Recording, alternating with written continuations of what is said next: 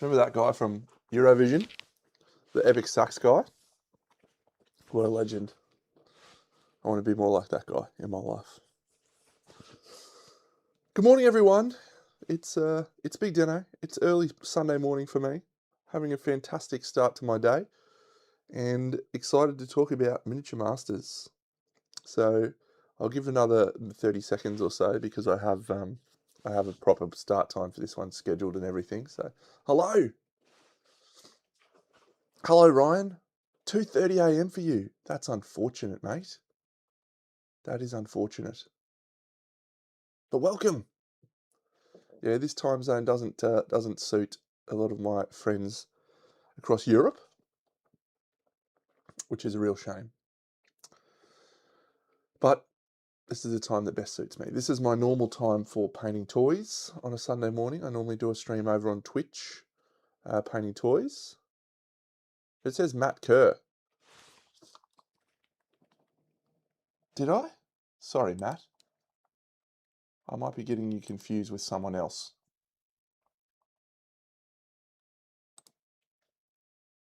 Hey, Cole Manel.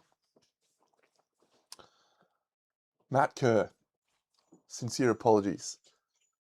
Put my light on. Mossy wants me to put the light on.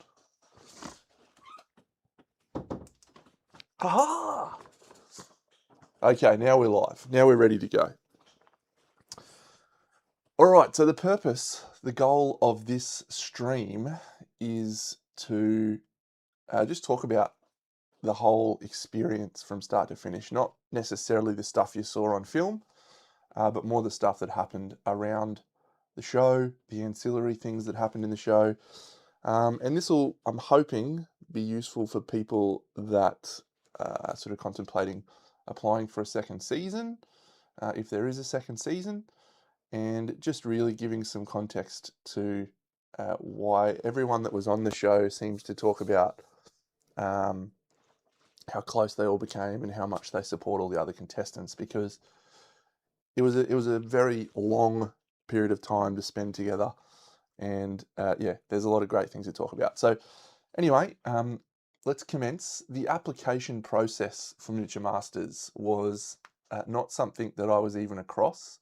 I actually am a subscriber to the main channel of Squidmar, but I wasn't a subscriber to Squidly Bits, which is their secondary channel, and they did the announcement on Squidly Bits. So I had no idea that the show was even in the production, in process. And one of the legends on the Kingdom Death Discord, a dude by the name of Zwex, had posted and said, "Oh, I think Deno would be great on this show." And I was like, what is he talking about? So I went and had a look, and I was sitting right here in this desk when I watched it, and Mossy was sitting right out there on the couch, just like she is now. And I said, "Hey, Mossy, what do you think of this?" And I sent her the link, and she said, "Looks cool, man." So I applied, and I literally did exactly what I'm doing right now, which is I turned on my camera. I can't remember if I had the sign on, I think I did. And I just did that 1-minute video, which you can see on my channel, applying for the show. I didn't want to overcomplicate it. I didn't want to have it be a bigger deal than anything than that, because that's not really me. So that was in early Feb. On Friday, the 13th of Feb, I was informed that I'd made it through the first round of selections. And then on Wednesday, the 25th of Feb, I did an interview with the production manager, Jimmy. And on March the 4th, I received a congratulation email to say that you have been selected to participate in Miniature Masters. They sent through a full contract and agreement. Hey, Asia. And yeah, I had to sign all of the contractual agreements and stuff, which obviously included an NDA. Thanks, brah. An NDA and just some information. So that was March 4th.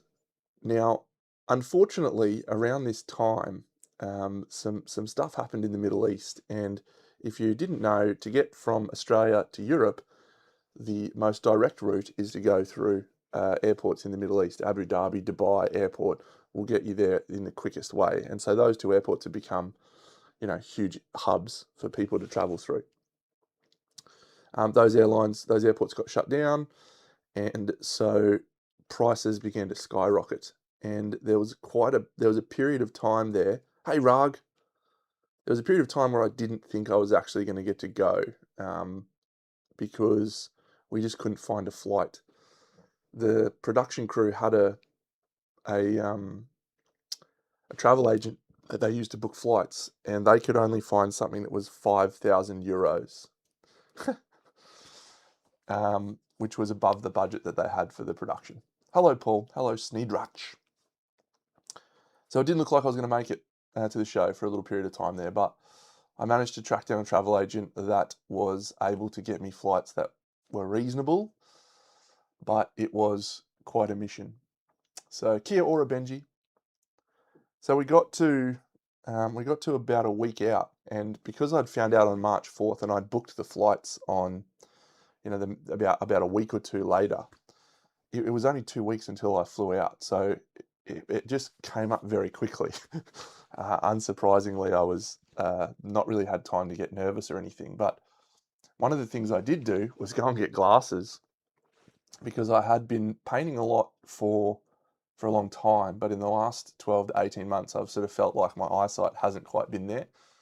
So getting glasses was a great decision, and I feel like that's actually had a really positive influence on my life in general, not just in miniature masters and stuff. So go get your eyes tested.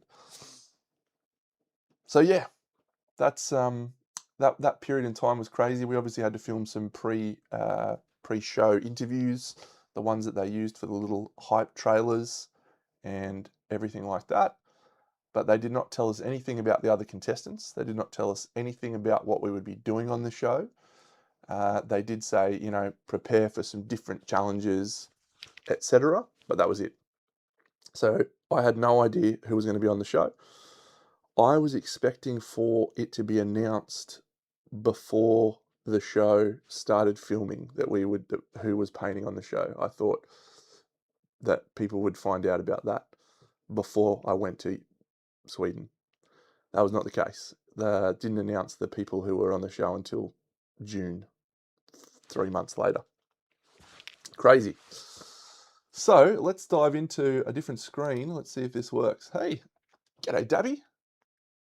Oh, I think there was a lot of heroes and miniature masters, mate. So if you've never seen it, this is Singapore Changi Airport. So my first leg was from Brisbane to Singapore. That's about an 8-hour flight. And I departed at about 1 or 2 o'clock on a Friday the 10th of April. I flew out. So when I arrived at Changi, it was about 10 p.m. and I had a 4-hour layover in Changi. And I managed to grab myself a Snickers bar and do some stuff. I'd prepared a lot of things to do on the flight, and I'm pretty comfortable with traveling on planes now. There was a period in my life where I wasn't that comfortable with it, but I hadn't done international travel for about, I don't know, 2019. What's that? 6, 7 years. So I'd forgotten how uncomfortable it is being in the same spot for 8 hours. Well, guess what? The second leg was for 14 and a half hours. I flew from Singapore to Paris, and they had to fly all the way around the Middle East. So it was a 14-hour flight. It's normally only about 12 hours or so. So yeah, 14 and a half hours, no exit row. I'm sure you've all seen that I was quite tall. So it was an uncomfortable experience. And the moment I got off the plane in Paris, I immediately booked exit rows for the 2 trips home. I said I'm never doing that again. Singapore Airlines, you can actually book it. It's only like $100. It's pretty good. So Paris, what a cool little airport. I've been to Paris before, but I think they've done some work to the airport, because I don't remember there being small cat robots that would move around and let you put rubbish in them. It was awesome. But yeah, I didn't sleep that well on the plane. So I was pretty much running on very little sleep, and I still had another flight to go. So I was in Paris for 3.5 hours. Customs was a joke, by the way. I yeah, struggled. He did, brah. Thank you, mate. I've got it all over there. I've actually started assembling already, and I'm playing a new campaign with all the new stuff, which is exciting. I just got Harvester in my last thing with 4 instruments, so fantastic. Hello, Io Hannon and Quinslins. Thank you all. Hey, Mohammed. So yeah, 3.5 hours in Paris before I jumped on another flight to go to Stockholm, which is the capital of Sweden. So I landed in Sweden at about 3 p.m. on Saturday afternoon after leaving Brisbane at 2 p.m. on Friday. But Brisbane is ahead, so it was actually basically a day and a half to get to Stockholm. I had another flight to go, but rather than go there, I decided to book a stay at a hotel at the airport and then fly to Umeå the next morning. So this is my hotel in Stockholm. I walked there. It was a very big temperature switch. Brisbane in April is about 30 degrees Celsius, and it was about 5 degrees Celsius at this time when I got off the plane. So it was nice. It woke me up. It freshened me up. Here's my little hotel room at Stockholm. Yeah, I think it was about $200, 200 Australian for the night. So it wasn't too bad, but it was a just a great location, and I didn't have to travel anywhere, and I knew I was just going to want to have a sleep.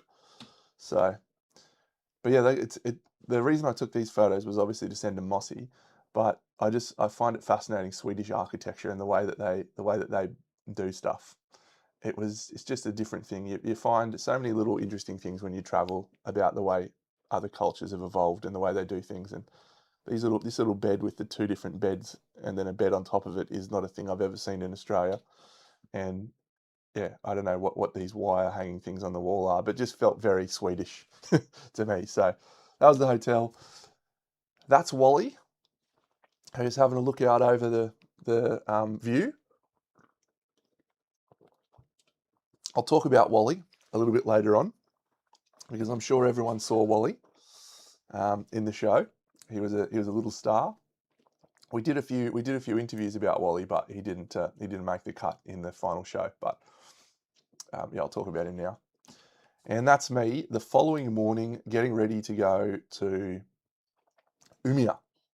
So the flight to Umeå is about 50 minutes from Stockholm. So yeah, all in all, I think it was about 40 hours of travel, a long time. But being able to have a sleep in a bed that night, I think I was in bed at about 6 p.m. was just glorious. It was such a great decision by me. I am still looking tired though, yes. So here we are, we've landed in the beautiful Umeå. So it's, as I said, it's only a very short flight, about 50 minutes, but you fly over like Sweden. I don't really understand it geographically, but we actually flew over a big lake or the ocean or something, and then you start descending down into Umeå, and it's just this picturesque landscape. Yeah, absolutely love Umeå. Is it not Umeå? That's what I'm going to talk about GPM. I've got a post on my YouTube where I've got a whole pile of questions I'll answer. But yeah, the purpose of this video is to go through exactly what you just asked. So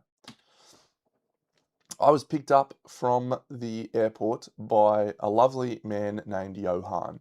So Johan was the production assistant for the show, and he was a keen Magic the Gathering player, loved a good pun. We had a great time. I nicknamed him Baldy. He loved that.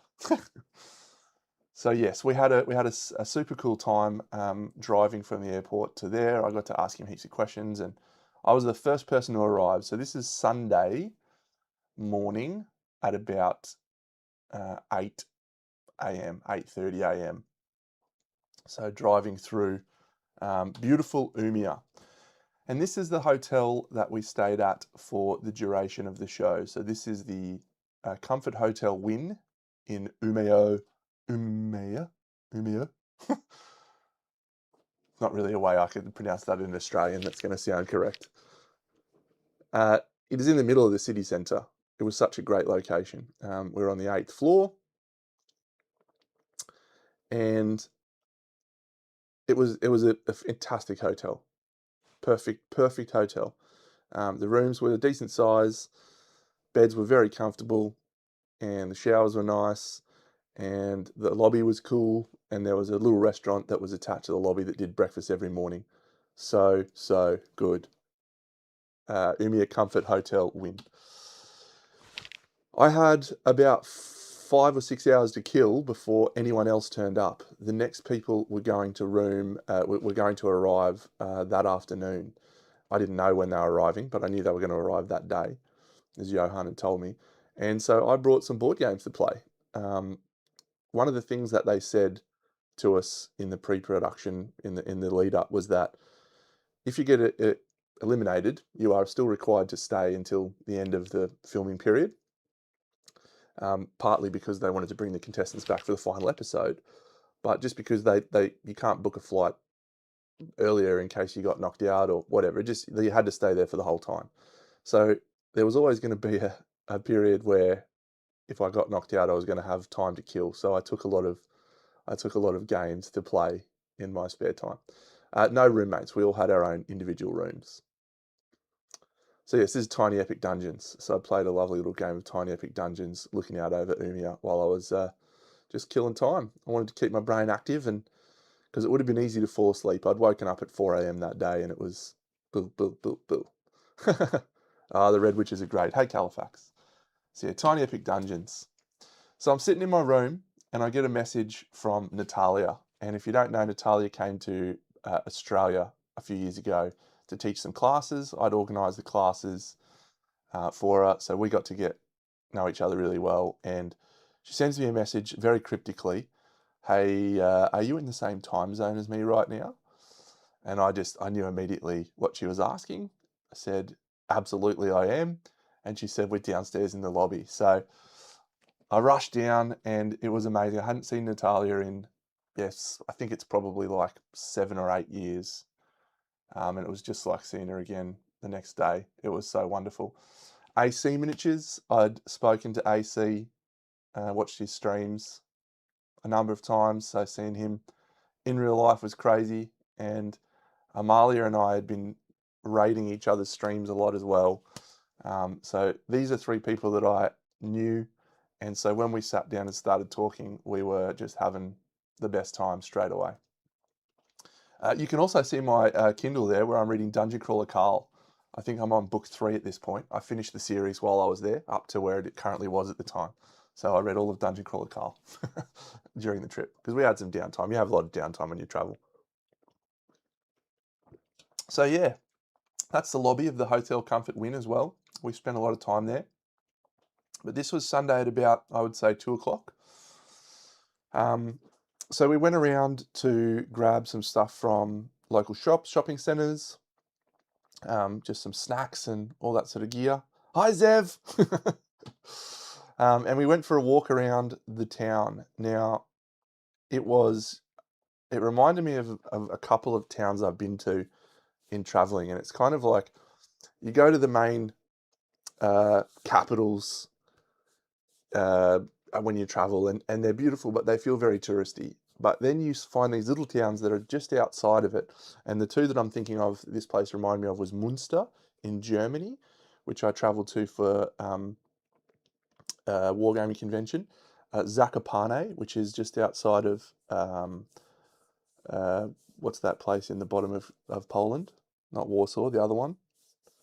Anyway, I'm sure it'll come to me. And then Stirling in Scotland. So all 3 of these towns are like about an hour out of the city, and they're not really tourist destinations, but they have just the most beautiful vibe. Absolutely incredible.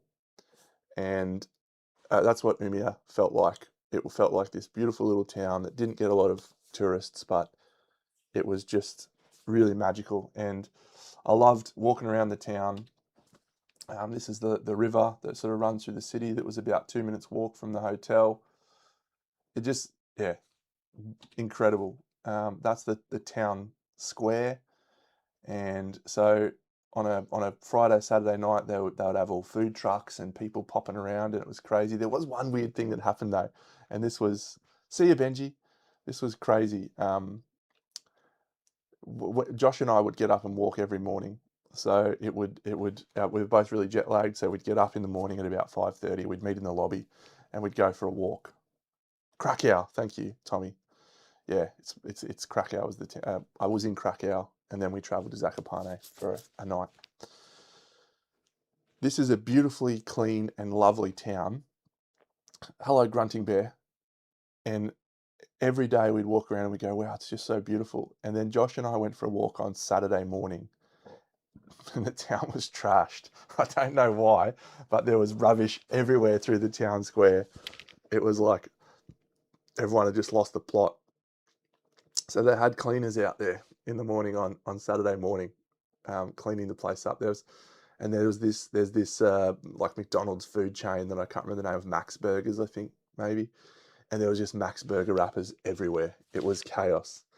It was so wild because the rest of the time it was clean as. Mark the Murloc, 6'7", my friend, 201 centimeters. I did like the cooler temperature. Yeah, I don't mind the cold. I've got a bit of extra padding, so I don't mind the cold. It doesn't affect me too much. I'm used to being in the heat, but I don't mind the cold. Yeah, what a beautiful place, and what a privilege to spend 2 weeks in this lovely place. Everyone was really friendly. Pretty much everyone speaks English, which is wild to me because I don't speak Swedish. This bird looks dead set like a kiwi, which is a bird that's in New Zealand. It looks like an ibis, which isn't a bird that's in Australia. And I was tripping balls over it. I couldn't believe that there was a kiwi bird statue in the middle of Umea.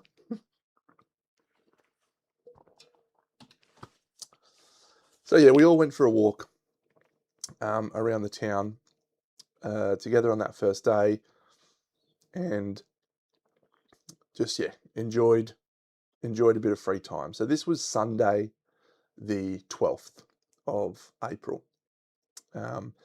Anastasia and Carla and Maxime all arrived later on that day, and we all went down to a little shop which is called Fantasia, and this was the local hobby shop. It's a cool hobby shop. It's a cool shop. So there's all the Miniature Masters contestants except for Josh. Josh arrived on Monday.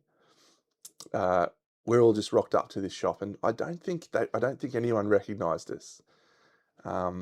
Maybe Natalia got recognised, but I don't think anyone else was recognised.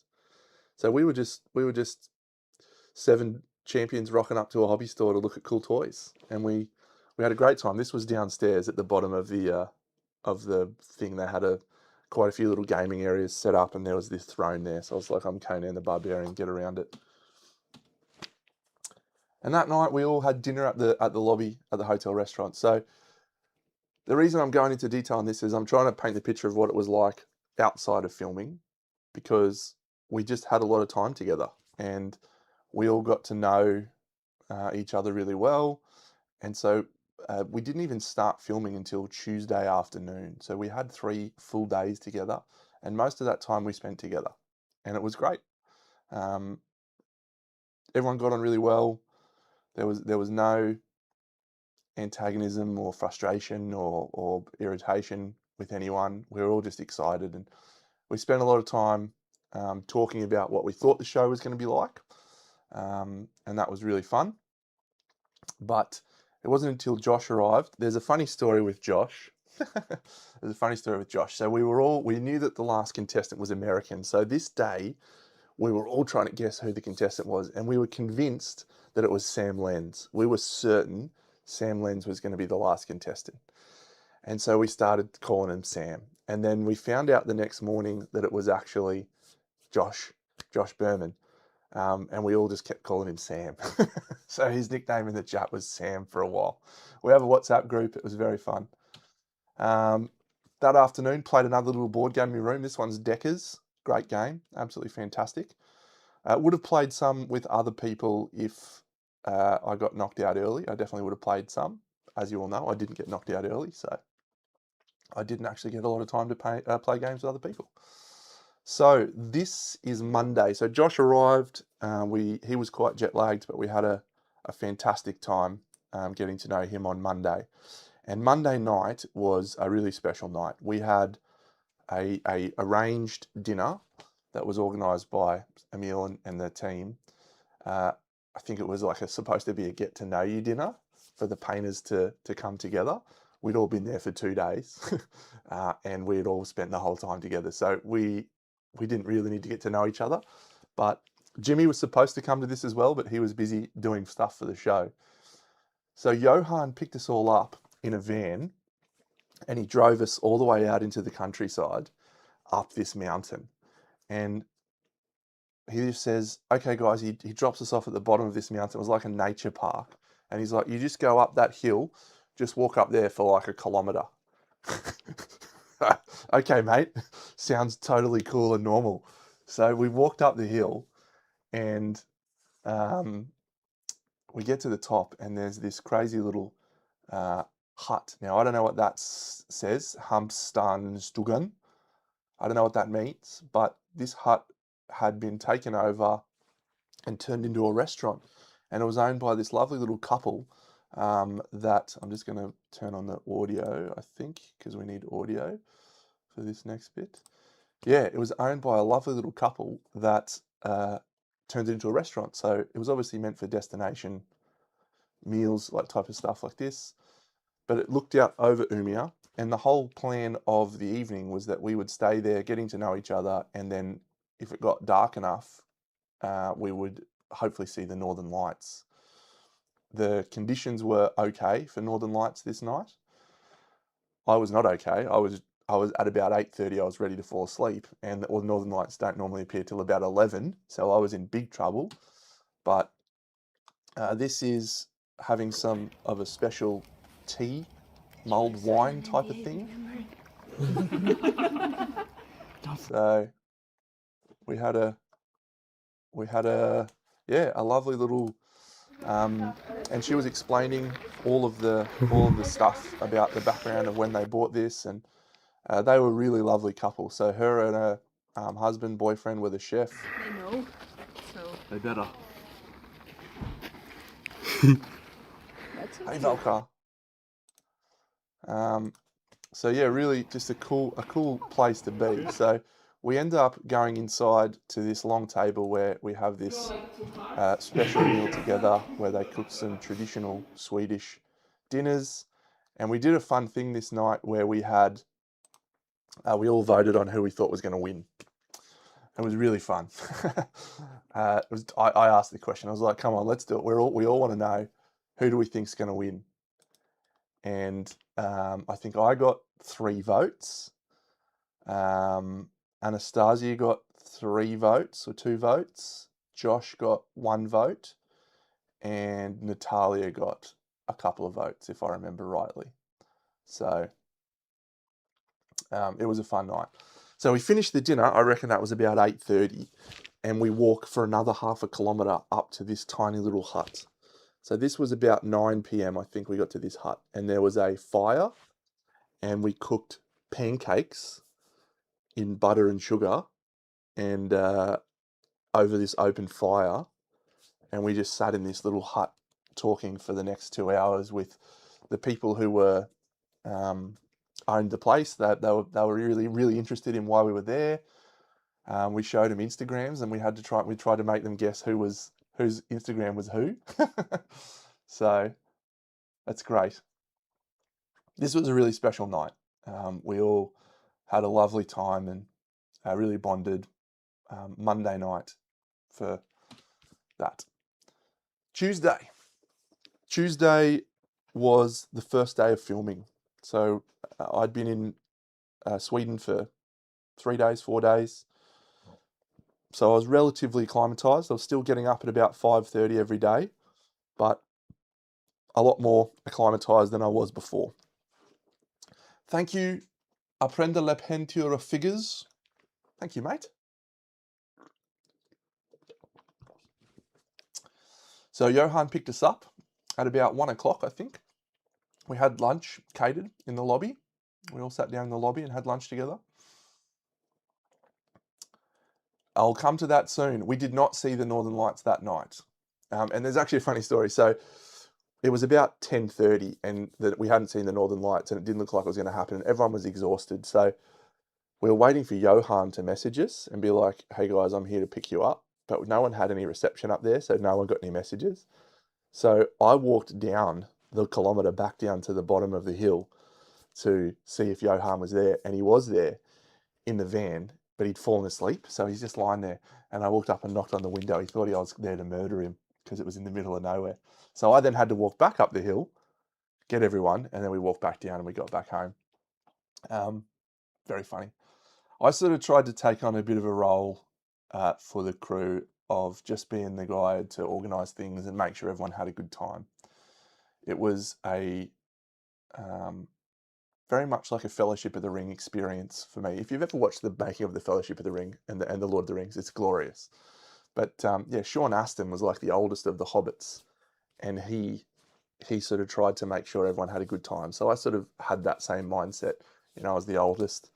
So I'd organise when we went out for dinner as a thing. I'd go and book the restaurant and do this sort of stuff and just try to make everyone's experience good, which is fine. I'm used to organising things in my life. But yeah.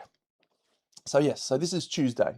We get picked up by Johan, all of 8 contestants, as well as Andy and Borja, but they came in a different vehicle. Victor picked them up, I think. And we get to the studio. So Emil's studio is in a like an industrial area, and so it's a warehouse kind of thing, and the actual premises is a 3-story building,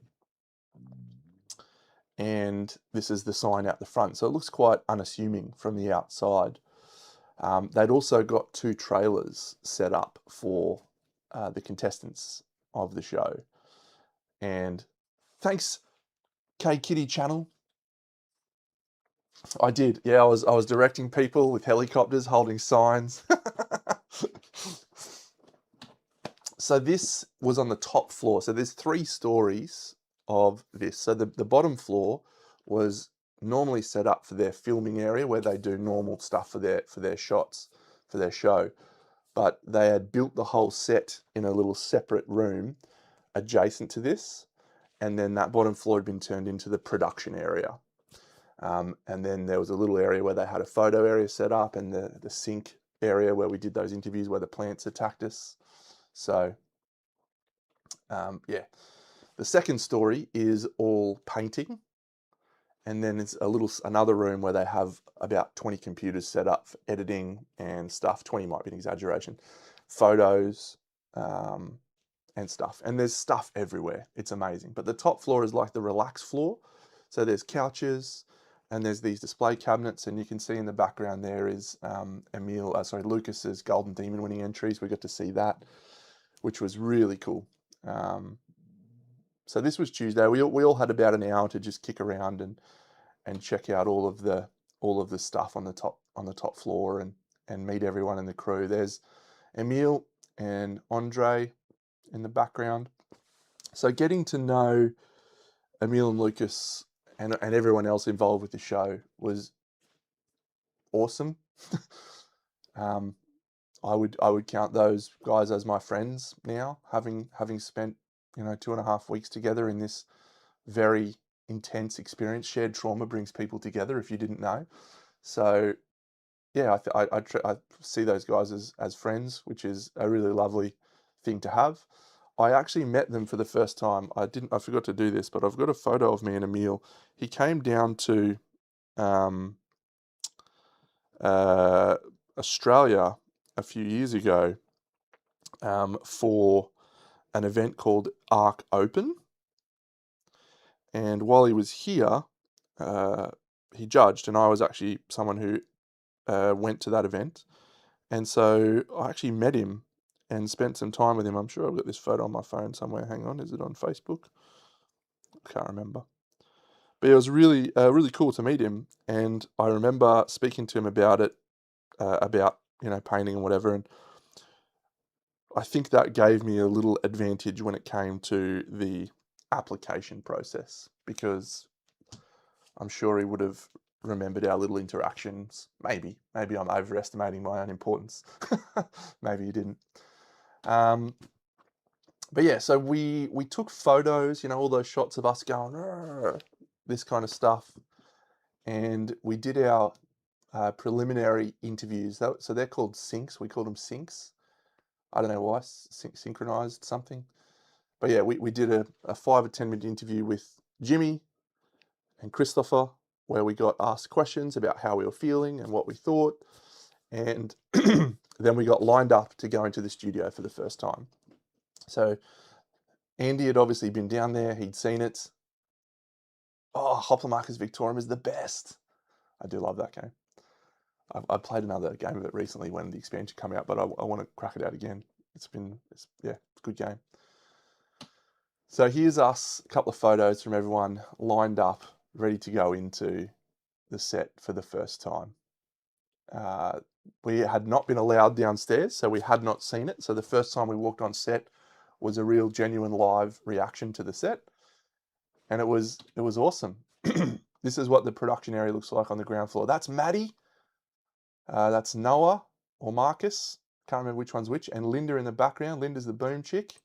We'll shoot like interviews and stuff in there. So there's a small setup with the... That was where we got the photos and the syncs. I don't know if you can see that bit there. Setup with the... Cool. We did have to apply to go on. Yes, they had over 2,000 applicants, I believe, in the week and a half that they put it online. I can only imagine that they will have more applicants in future years if they do it again. So good luck to them. So that's the ground floor. There's Johan, the legend. Christopher sitting down. Yeah, very exciting. So we were all pretty excited. Unfortunately, the amount of photography stuff I took, the amount of background stuff I took, drops quite significantly as the show goes on, because I get more and more tired and more just wanting to really enjoy the experience. So I take a few less photos as it goes on. But so this is the trailer of us, and this is what most days looked like. I'll talk about filming in a little bit, but this day was the first day, and so we were all having dinner together that night. It was catered for lunches and dinners each day, and then the hotel obviously had breakfast. So every day they'd drop off a meal, but they had two trailers, and I think they thought that that we would use the two trailers. We literally, the very first day, grabbed 4 of the chairs out of one trailer and put it into this one, and we all just crammed into the one trailer. So we had all 8 of us just tucked into this tiny little room, just having the best time. That's fizzy yellow lemon flavored water, Loka. I liked that water. It was good. From the stairs going down into the set, it was pretty special set. It was pretty magical to walk onto that and see the amount of effort that's gone into the production. Really cool. Really cool. I'll check it out soon, Volkar. That's awesome. I want to look at your figures.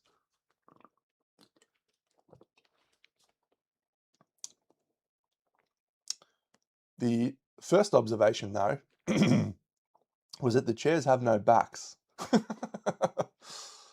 Goodness me. We also weren't allowed in the back room. I went in there and I got in trouble. I was like, oh, I want to look at what's in here. I got in trouble. We weren't supposed to go in there and look at stuff.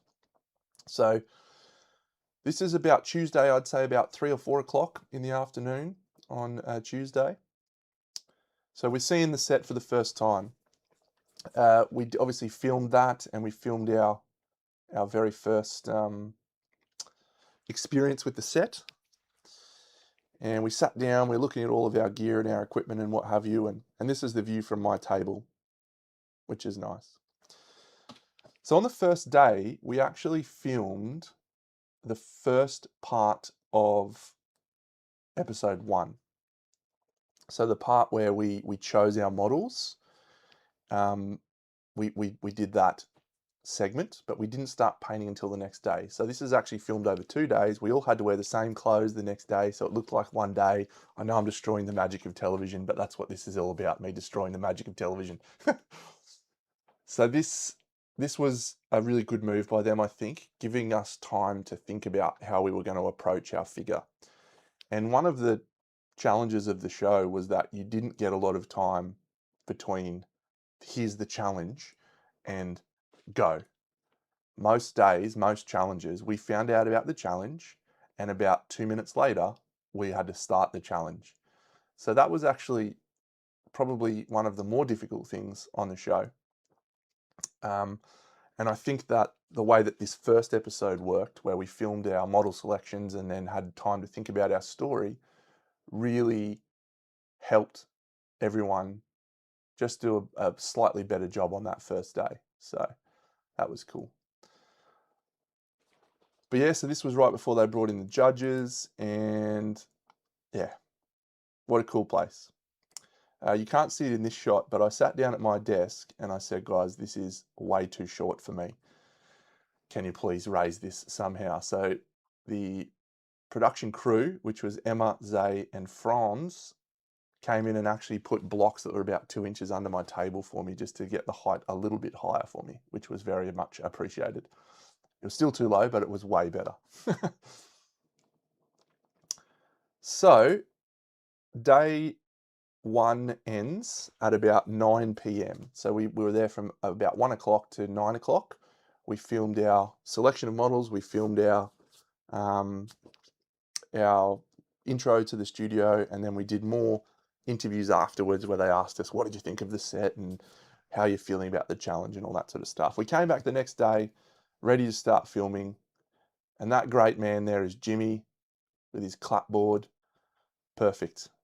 Get around it. So yeah, here's my model. I'll talk about the actual experience of filming. So the first day, you can watch most of what happened during the shows. I'm not going to focus on that too much, but we got picked up at 7 o'clock most days. So yeah, 7 o'clock we get picked up by Johan, and we would arrive on set. We would head to our trailer for about 45 minutes, fill up water bottles and everything. We'd be called on set usually at about 8 o'clock. So Maddie would call us over. He'd give us a 10-minute warning. Guys, we're going on set in 10 minutes. So we'd all get called over, and then we'd go on to the set and we'd start the filming. And the very first day was actually a bit of a marathon because for whatever reason, they didn't realize that we'd probably want to take some breaks. So we painted, I think, for about 4.5 hours straight with no breaks. And then we had lunch. So we got a break at about 12:30. We have lunch, we'd head out to the thing, and we came back, and then we filmed for another 3.5 hours of painting straight with no breaks. We called out to them that that was maybe not an ideal way to approach the painting experience. And so from that point onwards, we actually pretty much had a break every 2 hours, or whenever someone, said, hey guys, let's have a break. You feeling like a break? Yep. Sometimes those breaks were driven by, we just wanted to have a rest and a stretch. Sometimes it was driven by, I wanted to get chocolate. Sometimes it was driven by, people just wanted to have a little rest and think about things, have a creative break. But it definitely was a lot improved after the first day. The first day was a marathon, and everyone had a lot of nervous energy. You can see in the thing, Amalia, when she's talking in her syncs, her hands were shaking, and it was a nervous first day. Yes, why Bukowskawachikania.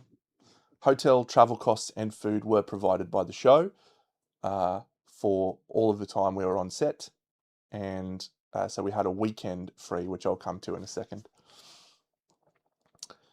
So during the 8-hour period, you would get picked up by Jimmy, and he would take you into the interview room, and you would have a 5-minute timer. So he would be timing you, and you'd get asked questions for about 5 minutes, and then you would get sent back to the studio. So everyone did that.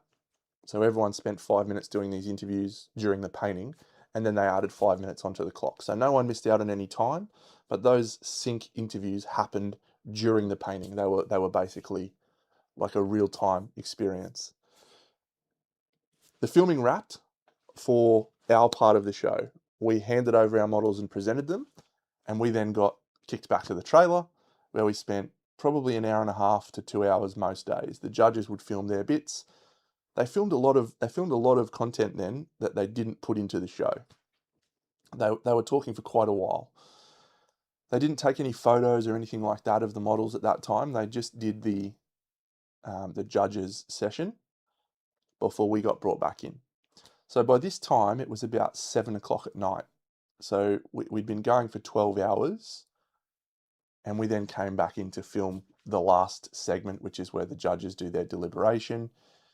And I was nervous that day, that night. That was the only time I felt nerves in the whole show, was this model standing in front of the judges. And finding out that I was safe was just like this explosive feeling that I can't remember feeling in a long time. After that, I didn't feel nervous and I didn't feel concerned at all. But that moment was the worst one for me. So after we did all that and we found out everyone was safe for the day, we didn't know that, by the way. We didn't know that people were safe that episode. We thought someone was going home. I just didn't want it to be me because I'd traveled for such a long time. To go out first would have been awful.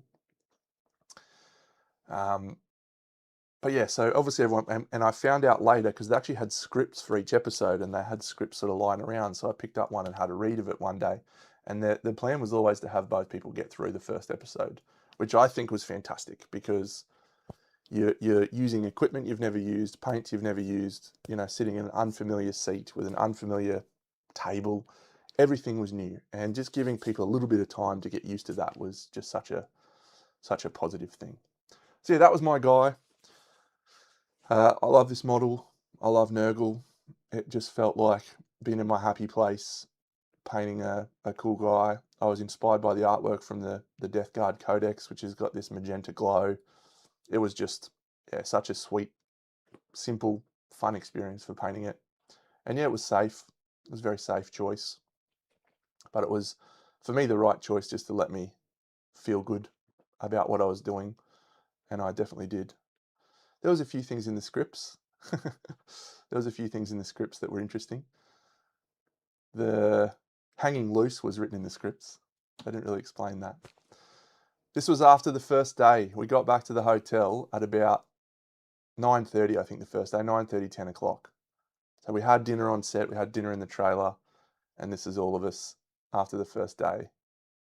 We were all staying on the same floor. We were all on the 8th floor. So we all got in the lift together and we had just a beautiful time. This is what the trailer looks like. I think I've posted this video on my grams, but you can watch this trailer. This is the trailer.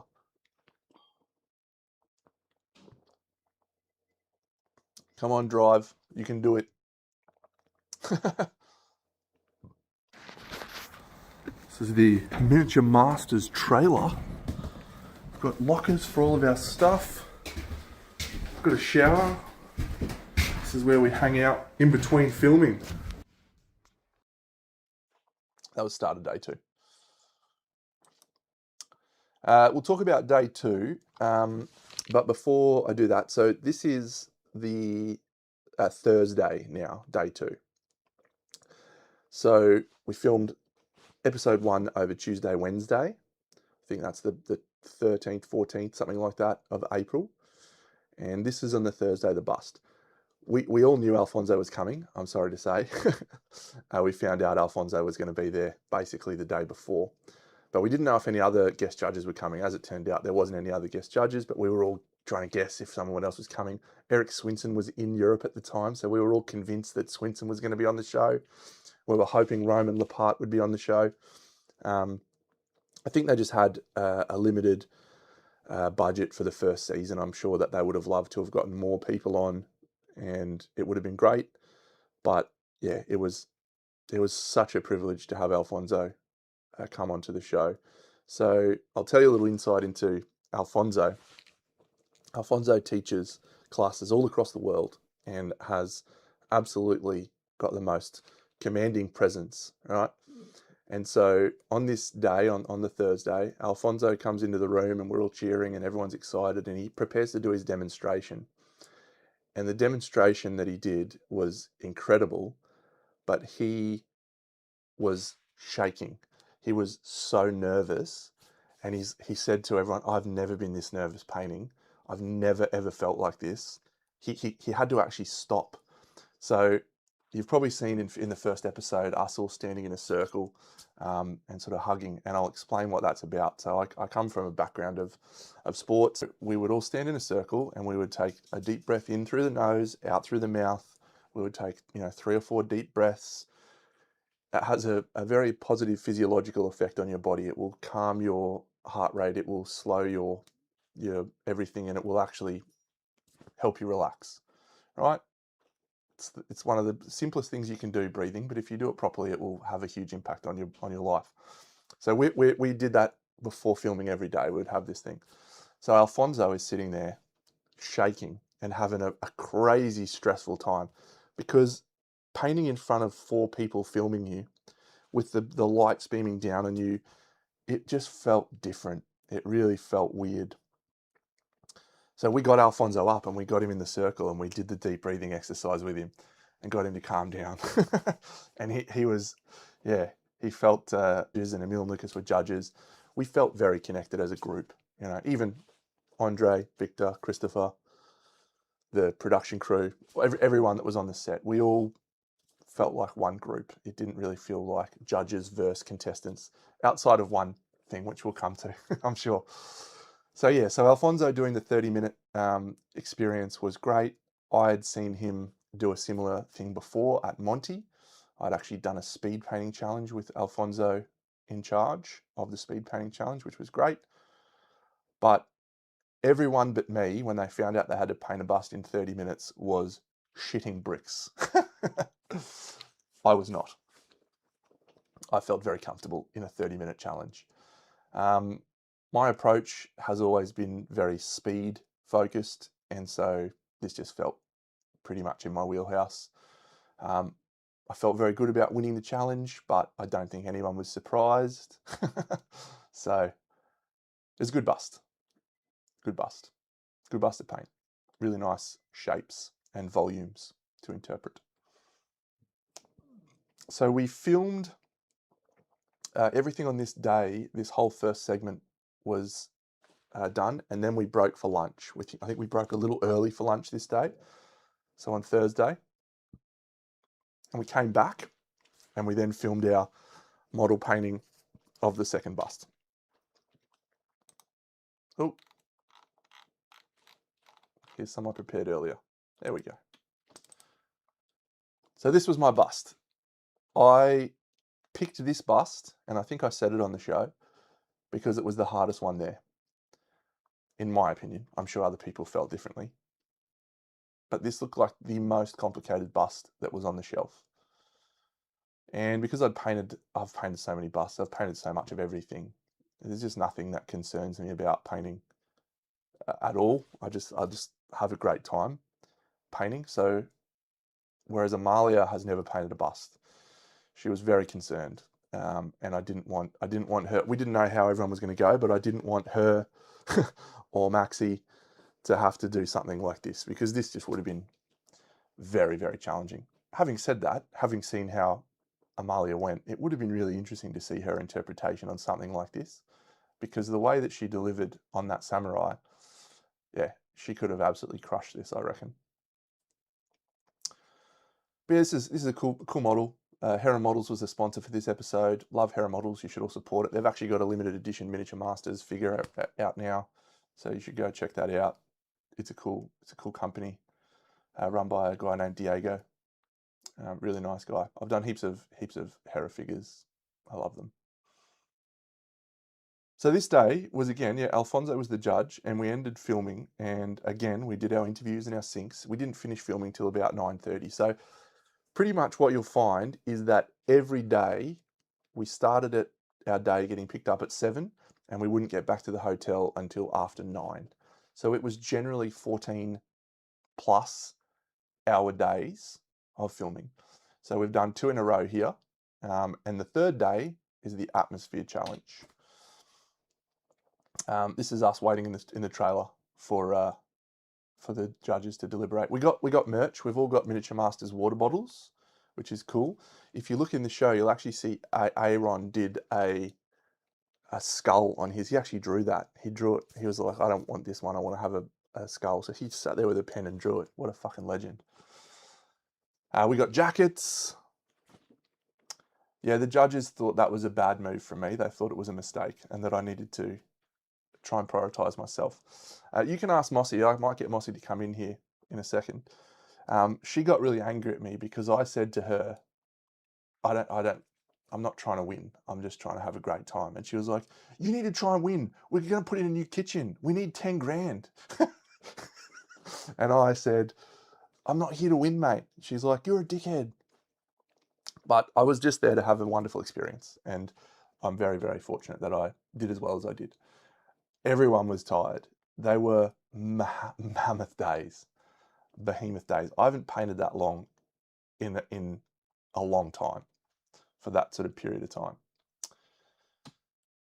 So this is the next morning. So this is Friday morning. So unfortunately, Natalia got knocked out. Didn't like painting on a compressed time frame. She didn't like a lot of aspects of the way that the challenges had constrained her. I mean, she'd never painted it, but at the same time, I think she was okay with it. So that was nice. But yeah, at this point, this is Friday morning. Every morning, Josh and I, because we were jet lagged, we would get up and go for a walk around the city. And at this time, it's about his life this day on the Friday morning. And he was having a really bad day because some stuff had happened at his house and his missus was stressed and he was having a really, really stressful day. So this is the day of the Atmosphere Challenge. So this is episode 3, filmed on Friday in the city. There's me cool water bottle. There's me jacket. That's a little part of Umia near our hotel, which is a bunny rabbit looking at the northern lights. Pretty cool. What a view. This one I think was actually day 1. This one's out of order. What a dumb guy.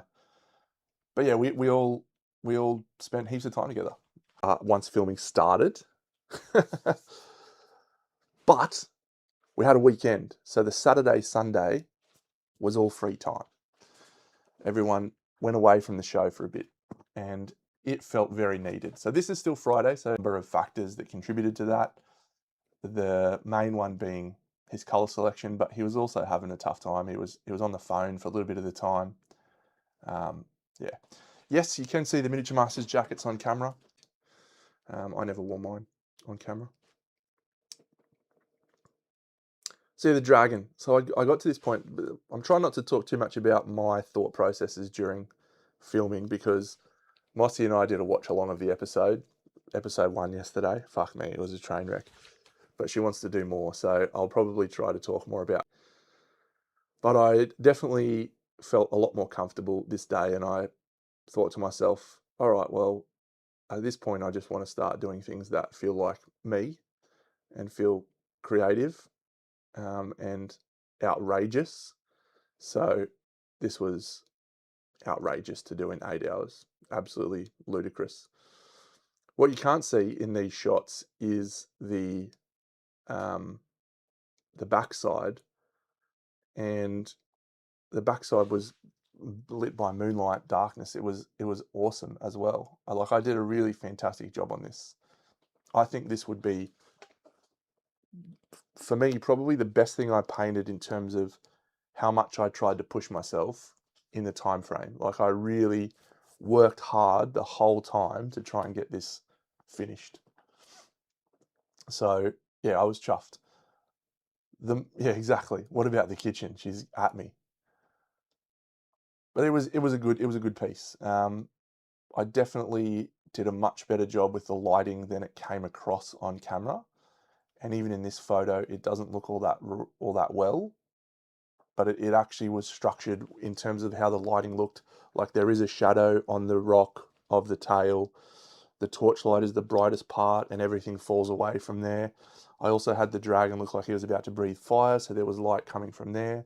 Like all of the lighting was actually pretty much spot on. You can see light reflected in the water. So yeah. Thanks, Alan. Yes, Little Bundog is a superstar painter. So yeah, I was really happy with this piece. And if you go back and watch the show, and you watch me presenting this to the judges, you look at the other contestants' faces when I'm taking this up to the judges. They're all just like, this fucking guy. Oh my God, what is he doing? Because they just said it was ridiculous. Hey, Aaron, the lighting was really nice here. Just made his hair look like a golden glow. What an amazing thing.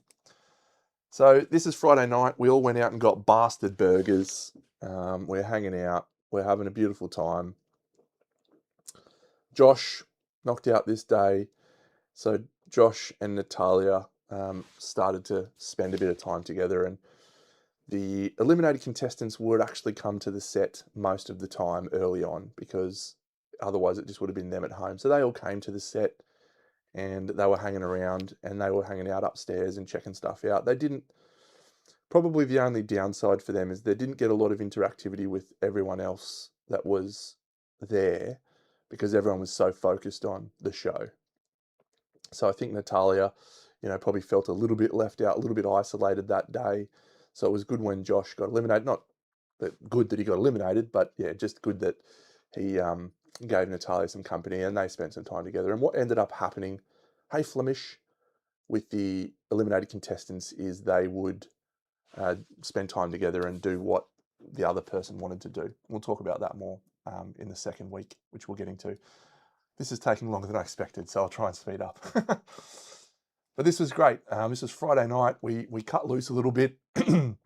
We had organised a dinner with everyone on the crew for Saturday night at a restaurant, at a nice restaurant. So Saturday night we had dinner as a group, but Saturday during the day, Amalia, Natalia, Josh and I, we went for a walk. We went for about an hour walk to a place called World of Board Games. If you hadn't figured out, I'm a big board games fan.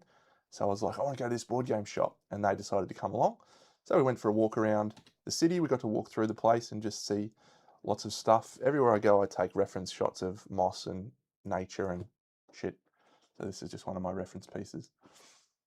So that was great. Really cool day. And we then came back and had a Vietnamese lunch together.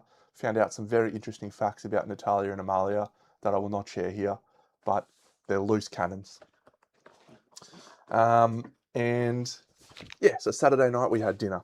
After dinner on Saturday night, we find out that the conditions for the Northern Lights are actually possibly okay. So we go down to the river to try and see the Northern Lights. It's quite late. There's nothing to be seen. So Carla goes, let's go out into the dark and we'll see if we can see it from outside. And so they're trying to get an Uber, and it ended up going nowhere. So we went back to the hotel. When we're in our hotel room, the Northern Lights appeared above Umea from our hotel. So that is the view from my room on Saturday night. And that's the view from Carla's room, seeing the Northern Lights. What a crazy thing to happen just on a random Saturday night, to have this experience in another country where you see something that you've never seen in your life and maybe never see again, and you do it from your hotel room in the warm, and everyone's texting each other, oh, come to my room, you can see this. So we're all running to each other's rooms, and what a beautiful thing. Yeah, really special. So quite inspirational. That's Sunday, I think. We just went for another little walk on Sunday. Cool place.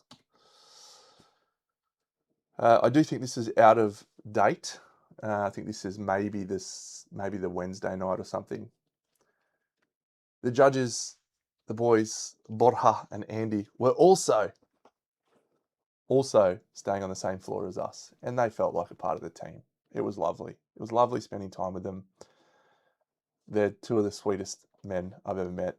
Andy I've known for years, but Borja, just a jet, just a fucking jet.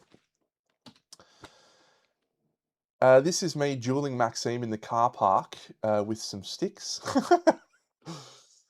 We had a lot of downtime together. And if you take out the filming hours, we probably had maybe 4 to 5 hours together outside of the filming on set that we just had time to kill. So we had a great a great time. And yeah, Andy and Borja and Aaron all share similar taste in music. So does Natalia, Amalia. She's a big death metal fan. Can't remember when this one is. This is just nighttime one night. We went to the shop together and we tried some different Swedish lollies.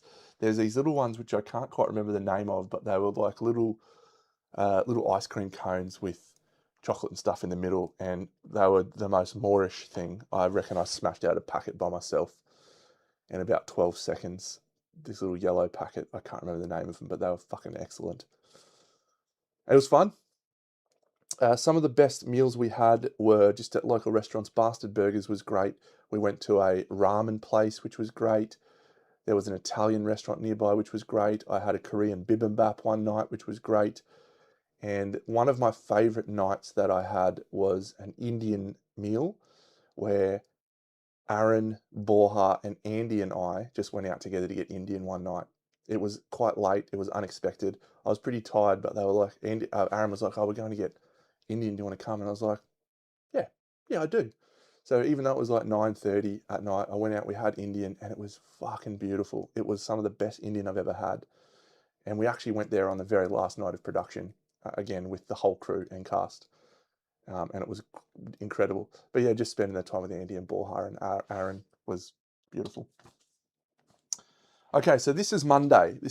We had a whole weekend of relaxing. Everyone stretched their backs out after sitting on the awful chairs. We come in. There's Aaron's picture. Yes, that's Aaron's picture that he drew on the water bottle. It's sick. We find out it's a jewel, and it was one of my favourite days to do in the show because I got to spend a day learning from Aaron. Really nice, really nice. He's a phenomenal painter. And I had this recollection. So I was sitting there painting my rat ogre, right? I did the rat ogre. Hey, Glotris. And I did the base. So I was working away and doing my thing. And the rat ogre I did for about, I reckon, 45 minutes, and I built up good volumes, and I was like, yeah, this is looking good. And I said, here you go, Az, do you want to work on this for a bit, just polish it up? And he spent most of his time doing the horseman, and he spent probably about 20 minutes doing the rat ogre. But the work that he did on that rat ogre blew me away. He handed it back to me 20 minutes later, and I was fucking blown away. He'd just taken my work and polished it to a level that I'm probably not capable of. Genuinely, I don't think I'm capable of doing what he did. He's just an incredibly smooth and technical painter, and yeah, he is phenomenal. So it was great for us. We actually had an inspiration piece. This was our color palette inspiration that we tried to utilize in the show, and that was midway through the show. We took that as a reference piece. No, I didn't polish anything of his, mate. Please, don't be ridiculous. But we did sort of talk to each other about how it was looking together. We took this photo so we'd have a reference for the lighting during the thing. It was cool working together, and we did work really well together. I think we had a great time working together, and just yeah.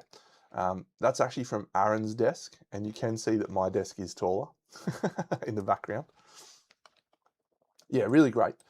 That was our finished piece. I was really pleased with how it looked.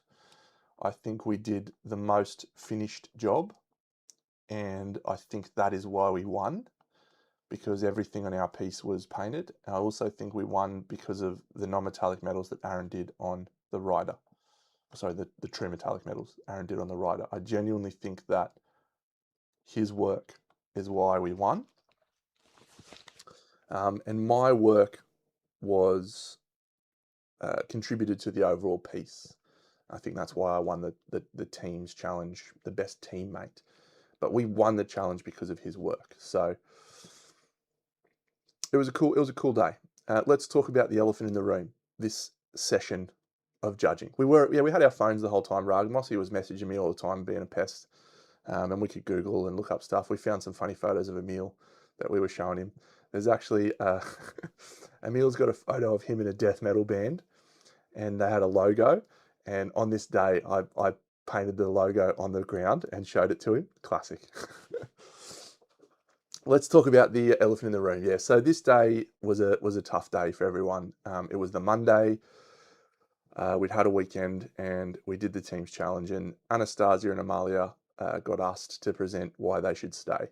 It was tough. I think both of those girls had talked about some of their challenges with mental health, and Anastasia's first piece was all about imposter syndrome, and that's probably a tough thing for people to do. And I think it didn't land well for the audience. It also didn't land well for us on the day. You look at our faces, we're all like, so immediately after filming, right? Immediately after, there was a huge discussion, and there was an acknowledgement that it wasn't probably the right approach. The judges in the car on the way home were very quiet, and everyone, Andy and Borja, stayed in the lobby together with all the contestants and talked for about 2 or 3 hours that night. The next morning, Emile came in and sort of apologised, looking for what I call MasterChef type, people trying to be out for themselves and, actively looking for opportunities to influence other painters. They gave us that chance to take paints from other people. That was never going to happen. By this time, we were all so close, it was never going to happen. But I think at this moment, after they had that conversation, I think they realised that the show was not MasterChef. It was British Bake Off. It was people working together and being gentle and kind, and that the way that that episode had ended probably just wasn't the right vibe. So that was acknowledged, and there was some comments about, were we having what did we need? So they changed a few things. They gave us specific time slots with the judges, and they gave us feedback on a page on what they were looking for, and all of these little tweaks that they made. And the one call out I'll make for everyone that wasn't there, they were trying to do the best they could. And it was the first time they'd done anything like this. So of course they made mistakes, just like we all do. But we learned, we improved, and we continued to try and do the best we could for everyone that was there and together. And I was very fortunate that my experience was wonderful. I had the most amazing time and got to spend 2 weeks doing something I love in a beautiful place. I can't speak for everyone else, but I know that their intention was always to make a great show, and they continued to work and improve and refine. And they had to do a video after that episode where they talked about the people's commentary in the YouTube comments, and it was really tough for us as contestants to see the amount of vitriol that went towards the judges, it went towards contestants, because there was no intention to put people in a situation where they felt uncomfortable. Sorry, that's not true. It's a reality TV show. Of course there was an intention to make people feel uncomfortable. You are doing something that's inherently uncomfortable and challenging and difficult. But I don't think they needed to, I don't think they intended to have it come across so poorly. And they could have edited it out. You're absolutely right. But I do think that they tried to be authentic. And I think that they tried to represent what it was like. And that was there. That happened. It certainly made for a dramatic thing. And the fact that people on the internet are getting so emotionally invested in it, in many ways it's a good thing. That shows they care. How that care is coming out is the problem. How that care is coming across, the frustration. At least they're emotionally invested. And I think that's one of the reasons why they kept it in. You can see, if you go back and rewatch this series, you'll see a tonal shift in the show, in the way the judges communicate, in everything from this point onwards. So it was great. And I have 2 regrets in the show. One of them was this day. So I was standing at the back, and obviously they said, we'd like you guys to present your case. And I wanted to say, hey guys, let's stop for a second. Why don't we flip the script here? Why don't you have Anastasia talk about why she thinks Amalia should stay, and vice versa. Let them build the other person up rather than try to build themselves up. And I was sitting there thinking that, and I thought I should really say that. But there was a lot of emotion in the room, and I felt like it was better to just stay quiet, and I regret that. I think I could have, again, influenced the show in a positive way, because I think that both contestants would have loved the opportunity to talk about how great the other person was. And I think we all would have responded much better. But I didn't, and we ended up where we ended up, and it's all worked out for the best. So I'm happy. That was regret number 1. I'll talk about regret 2 a little bit later. This was my reward for winning the challenge. I found out the day before. I also got a reward of getting my model assembled, which was great. That artwork's from the Champions of Sona upcoming RPG game they've talked about. So it's great. Cool figure. I had time to think about it. I planned out what I was going to do. I was like, green cloak, blue skin, easy. I was going to do bronze though. Oh, there's that model again. Let's talk about this.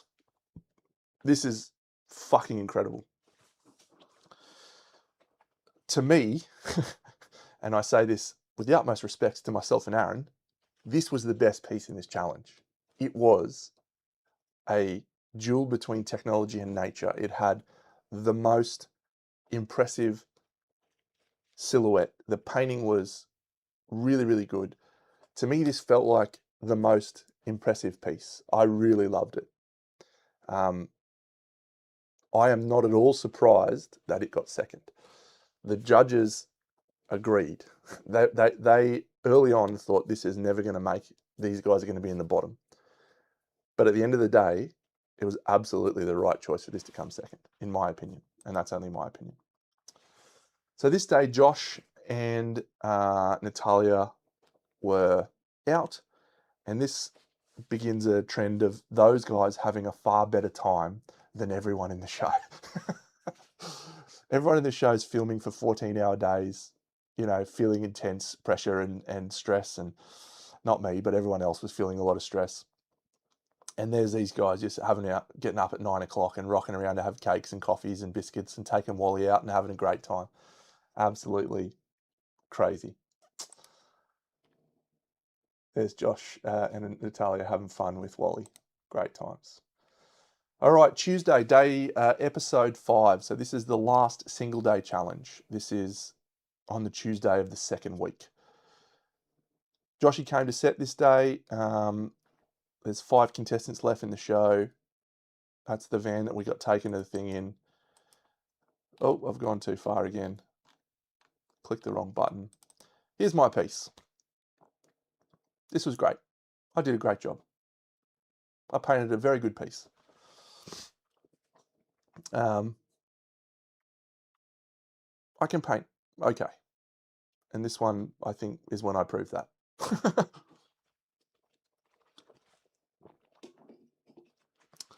The vibe on this day felt different. You watch episode 5 and it feels very relaxed. All the contestants look relaxed.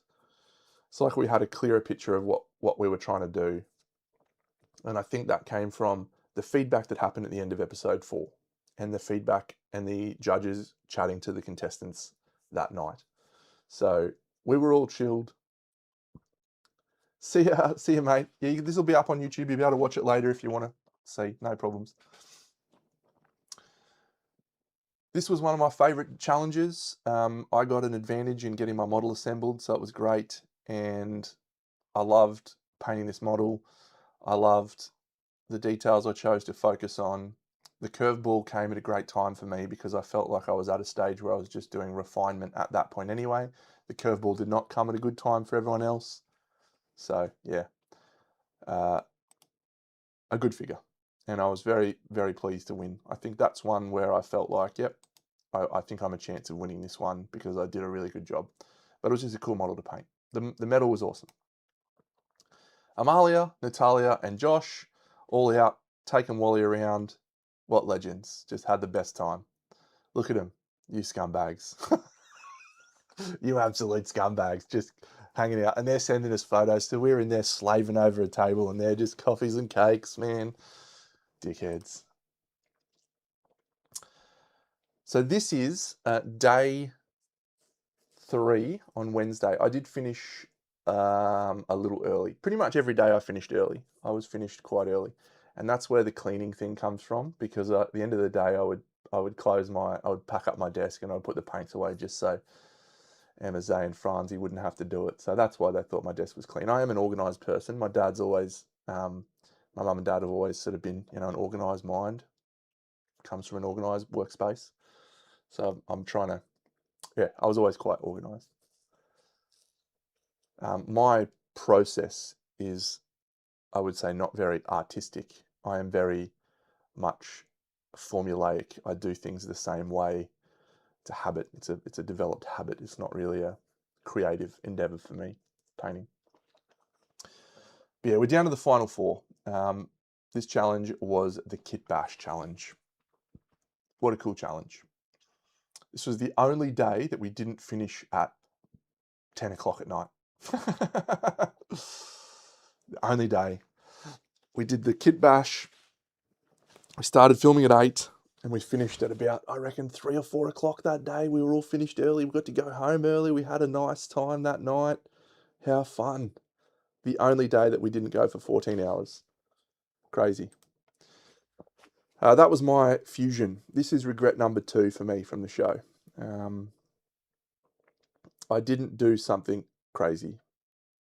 I didn't do anything crazy. And I think my methodology at the time was, to me, the term Kit Bash means something different to conversion. Conversion is where you create something new and different. Kit Bash to me is how do you fuse some kits together? Hello, Wraithist, to make the most seamless combination of those things. So that's what I tried to do, and I did clarify during the thing. And I remember looking at Aaron's piece and going, well, that's a fucking incredible conversion, but is that a Kit Bash in my head? And so I think maybe they had a slightly different interpretation of what it meant. They actually had the criteria for this episode. Did I keep those on my phone or did I delete them?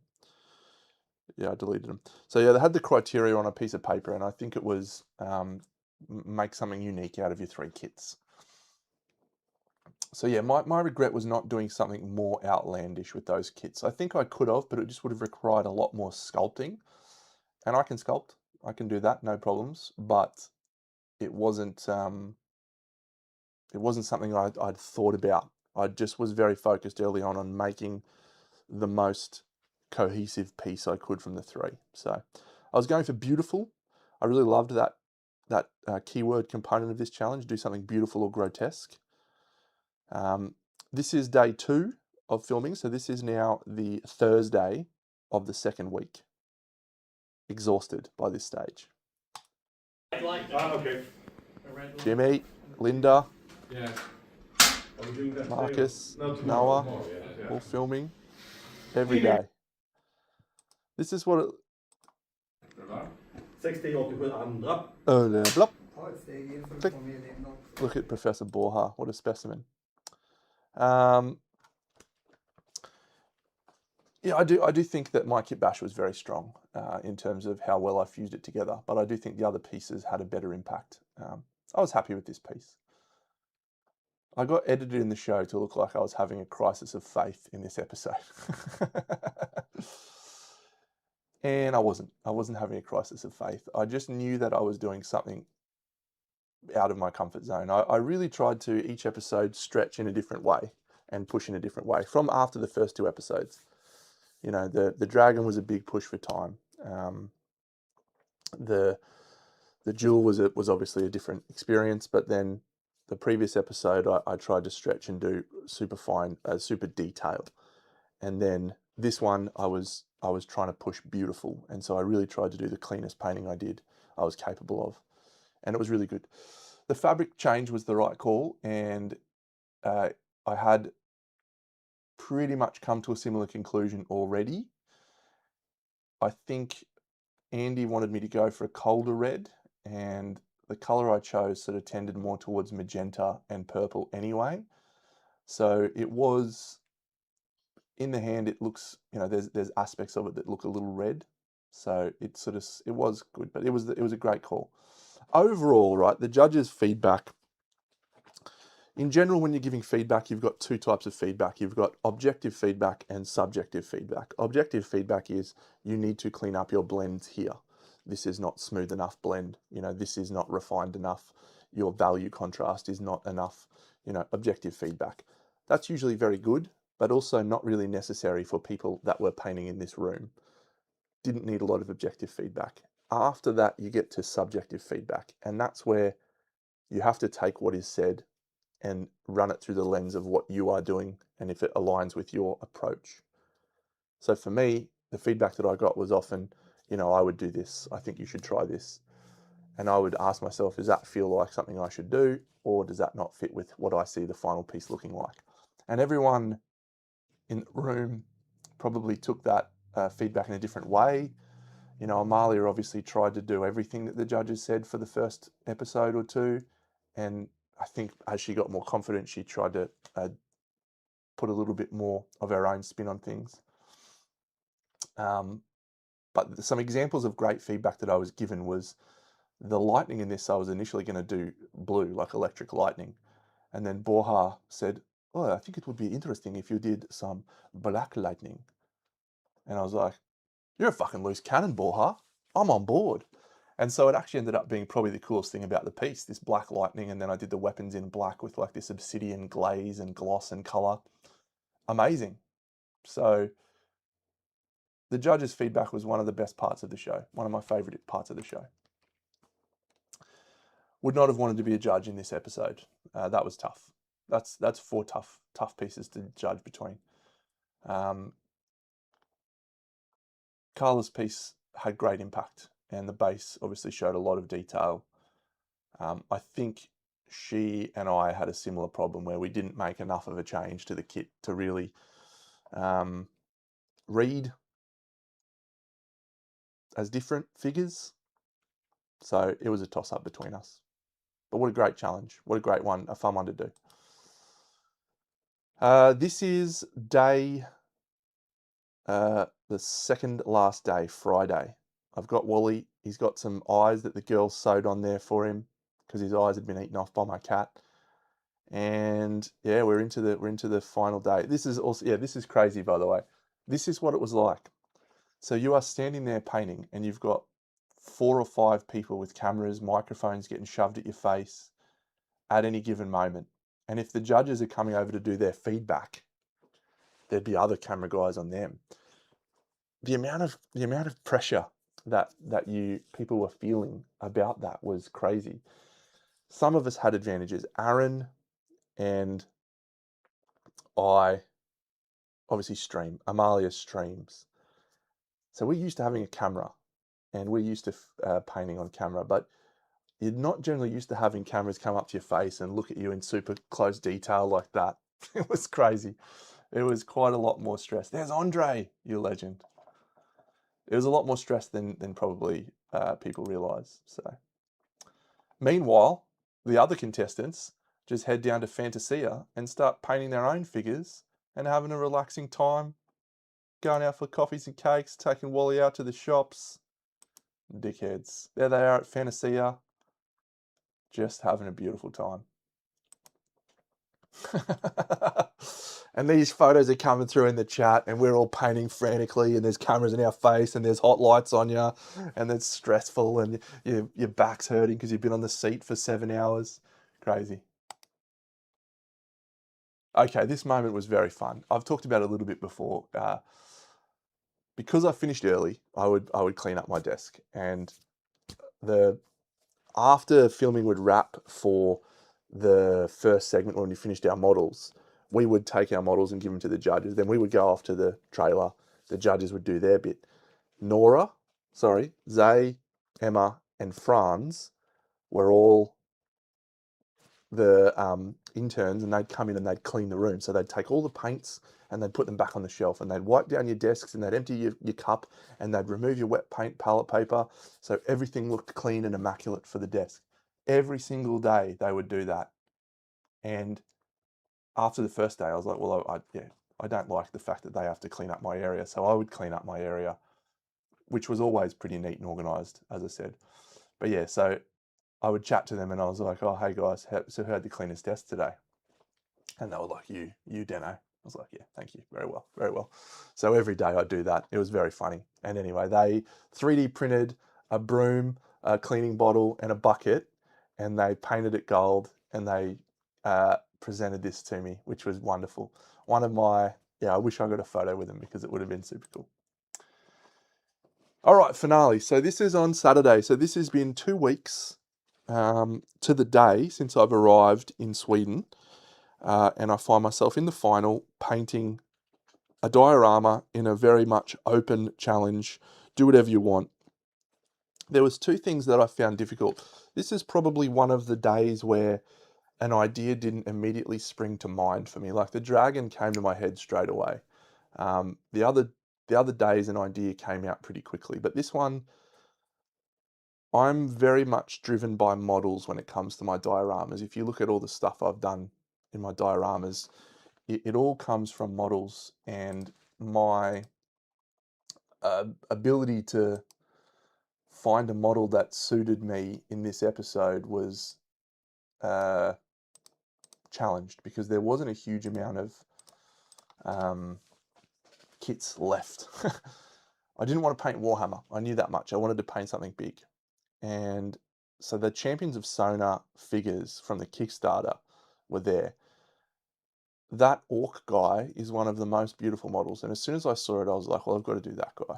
I love him. I just want to paint him. I didn't buy him in the original Kickstarter and I regretted it. But I was struggling. I was like, what could I do? Do I just want to do this orc guy sitting in the forest and have a beautiful nature scene around him? Yeah, I'll explain what this is my pick after day 1. This is my end of day 1 photo that I took so that I could look at the model and figure out what I was going to do to refine. And I remember, yeah, no one did it because we'd all done Games Workshop models the whole way through, Lewis. So I think we all just wanted to paint something different. So I don't think my idea was that strong, but I did love the models. What was interesting was Aaron and Anastasia both started with different ideas. And about an hour into the final day, or the final challenge, Andy rocked up because he'd had some Cult of Paint figures sent over and they'd arrived that Friday. So he rocks up and in the middle of the first hour, Andy drops off these Cult of Paint figures and Aaron completely changes his plan. Anastasia completely changes her plan. And I was like quite advanced with my idea already. And so I just was like, well, okay, I'll stick with it. But there was models in there that I would have liked to have used, but they didn't arrive till an hour in. So they both made the play to switch. And I think it was cool decision. I was very, very happy with how my piece turned out. I was originally going for both red and blue glowing. And another Borja suggestion was, why don't you make it blood? Why don't you make him like a blood mage? Great idea. Changed my plan, turned him into blood mage, which then flowed on to create this magical effect in between the two. Do I think it was decisive for the outcome? I do. I think that Aaron went from something that was going to be okay to something that was exceptional. And I think the same can be said for Anastasia. I think they both went to another level. Really, really impressed with both of their pieces in the final. But Aaron's piece on the Friday night, which was we did our end of day sinks. This was 9 hours of painting this day, by the way, so we didn't finish till very late. But our sinks, there's only 3 of us, so they got through them pretty quickly. I was sitting there and I was chewing on a chocolate. You can see a little bit in the show. I was just munging away on a chocky, and I was like, Aaron's piece is fucking awesome. Like if I was the judge, I would pick that. And the way that he brought it together, absolutely stunning. So that's what it finished. I couldn't have been prouder of what I did. Could not have been prouder. It was my favorite thing I painted. It was probably the best thing I painted from a technical perspective. I did so many elements that come across great in the show, and yeah, I was proud. And Aaron's and Anastasia's pieces were both stunning in different ways. Aaron's piece was, to me, it was sophisticated. It was like, if you saw that on a table at Monty or SMC, you would go, yep, that's glorious. That's going to win something. And it was this is the best piece on the day. In my opinion, he was a very clear winner on the day. So I do have the video for this piece, user XW6D05XF6M. It's on my YouTube channel. I should be able to bring it up in a second. So I work demo. Just want to show, this is another photo I took on the day. It's great. They actually took all of the pieces and put them in the sync room, and they put names beside it. One of the things I want to call out that I'm seeing in the comments from people keep saying they should have done blind judging. Blind judging would not have worked in this series, or maybe in any series like this, because everyone was so recognizable with their style. There is no way that you would not have been able to pick all three of those artists' works within seconds of looking at them. Like, just so blatantly obvious. And every time during those challenges, even the one with the previous four, you know, you could see whose was who. It was just, so blind judging is irrelevant. It would not have mattered if you had a name beside it or not. You could tell. So yeah, I've got some questions that I'm going to go through after this. So we're almost finished this stuff. This read very differently in the hand than it came across on the show. I'll say a lot of her pieces did that as well. In the show, they crank up like saturation and contrast, and it sort of made her pieces look quite dark. This had a lot of nuance.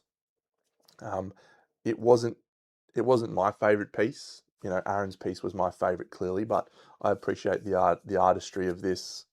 So yeah, but Aaron's piece was a clear winner for me. So this photo's taken on Maxime's camera.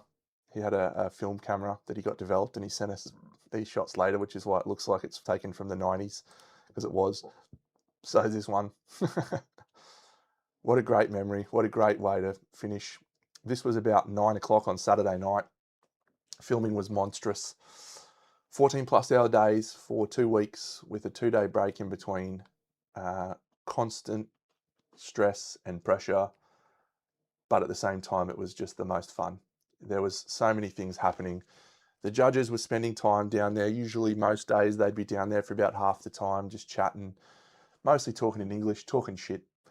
They did push-up challenges. Emil and I did a test to see who was taller. The boys went upstairs, played Pokemon, played Magic. Just what a crazy time. Such a privilege to be a part of. I said to Emil, I would have paid $10,000 to be given the chance to do this, you know, let alone do it for free. Just amazing. I was the oldest. I think I'm 43. Yep. Joshua, I think, was 40, maybe 39. Aaron and Carla and Anastasia, I think, are late 30s or maybe mid 30s. Natalia, early 30s. Miles is 28 and Maxi's 25. Let's talk about Wally very quickly before we go on to my questions that I've got. So if you have any questions that I haven't answered, feel free to pop them in the chat. Wally, this is a Facebook post from 17 years ago. Wally was originally the mascot for the Australian Warhammer ETC team. I travelled to Europe for Warhammer in 2009, and I did a full video blog on it. That's actually the first videos on my YouTube channel, was the Ozvision 2009 Warhammer team. Well, he was our mascot, and he came with us to Europe in 2009. He got stolen by the English team, the Warhammer English team, and taken to England for a year. He then came back the next year to the Warhammer ETC team, where we stole him back. And he has travelled with me to every international event, tournament, etc. that I've been on. I went to Seattle for the War Machine Iron Gauntlet Finals. That is still recorded and still available on YouTube. And Wally is on the table in that game. He is in the Guild Ball World Championships finals that I went to. There's a photo of him in that. He went to Monty. I've got a photo of Wally on the tables at Monty. The first year I went to Monty. He was also given to the Australian Warhammer team that went a few years ago and went over for that. And they took him around to pubs. He's been flung out of a trebuchet. He has just had the coolest life for a little wombat guy. So when I brought him, of course I'm going to bring him to this crazy experience. But he had this thing where we put him on someone's table and that person got knocked out.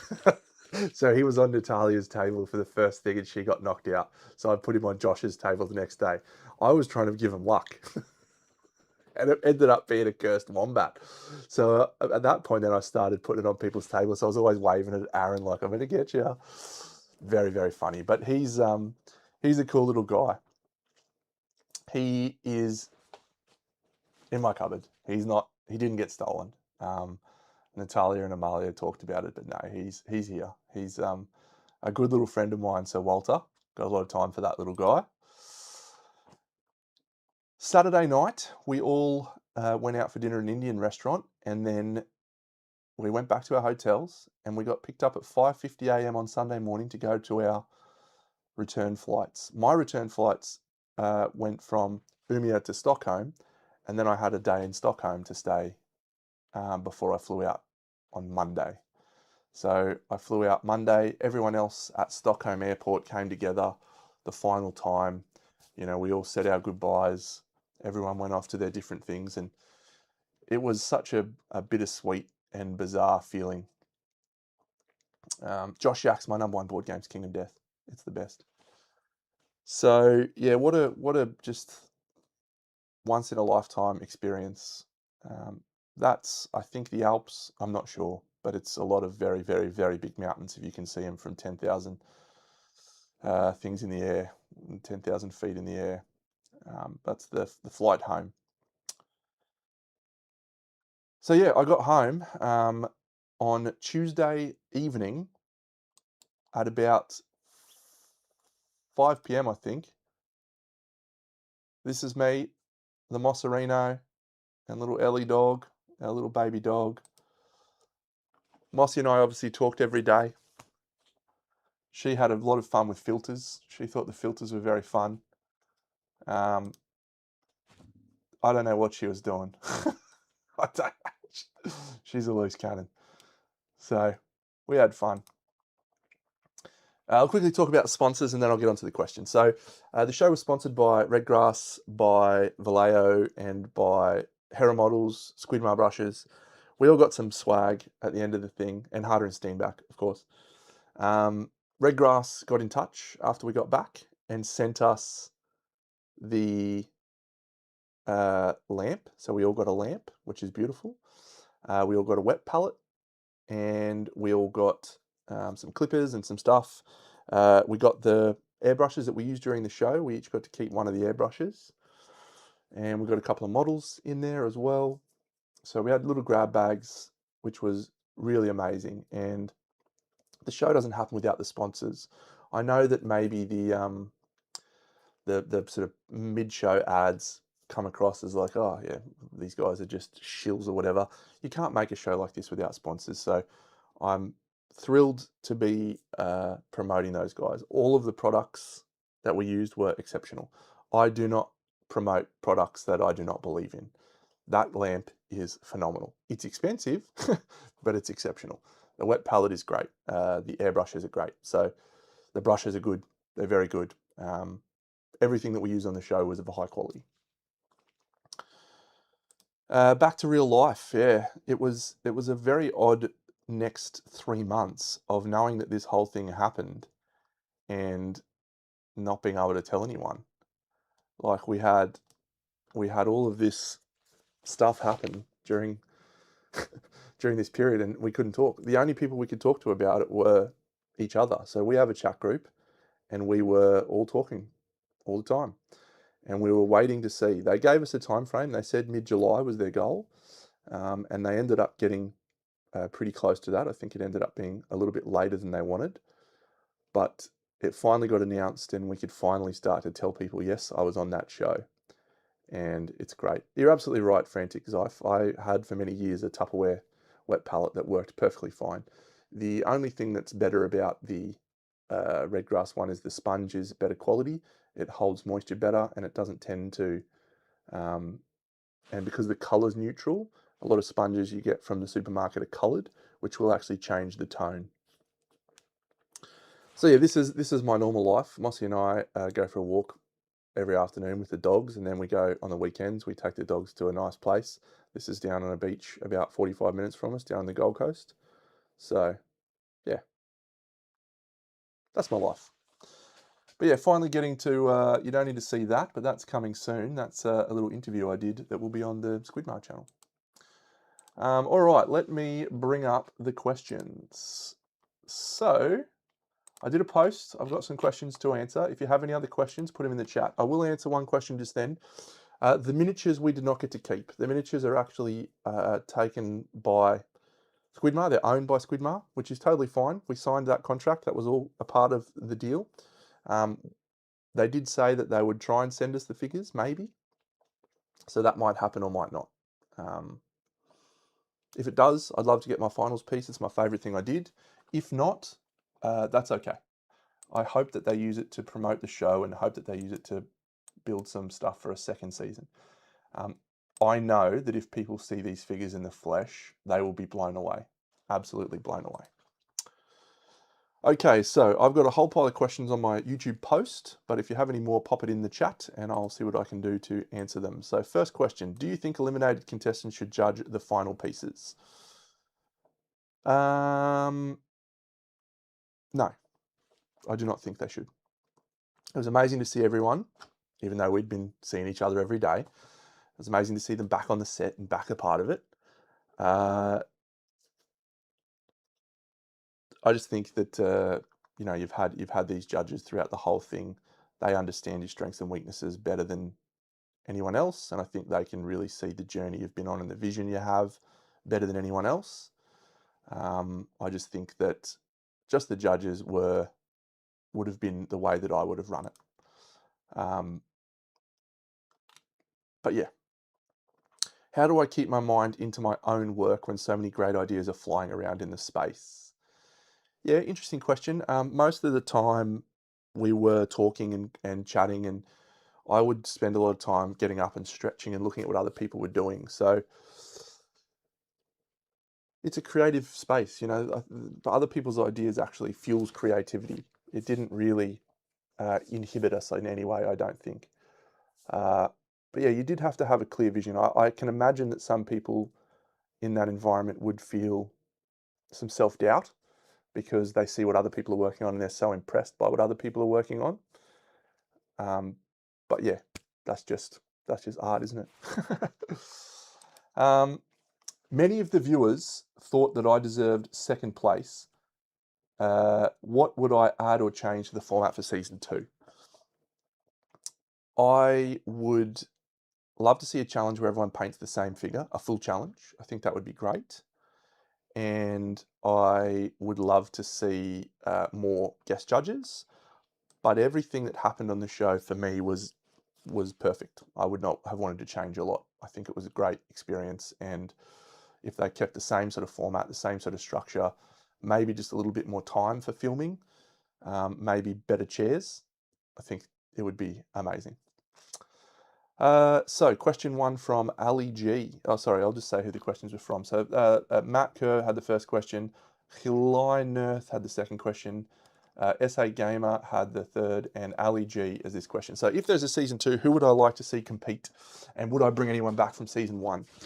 I'd love to see another Australian go. I think we have a very strong display painting scene over here. I'd love to see Liam paint stuff, or Sebastian Archer, or Dave Colwell, or Alexi Karahalu. They're all beautiful Australian people, and I would love to see them as artists on this show. They are incredible and cool people. Would I bring anyone back from season 1?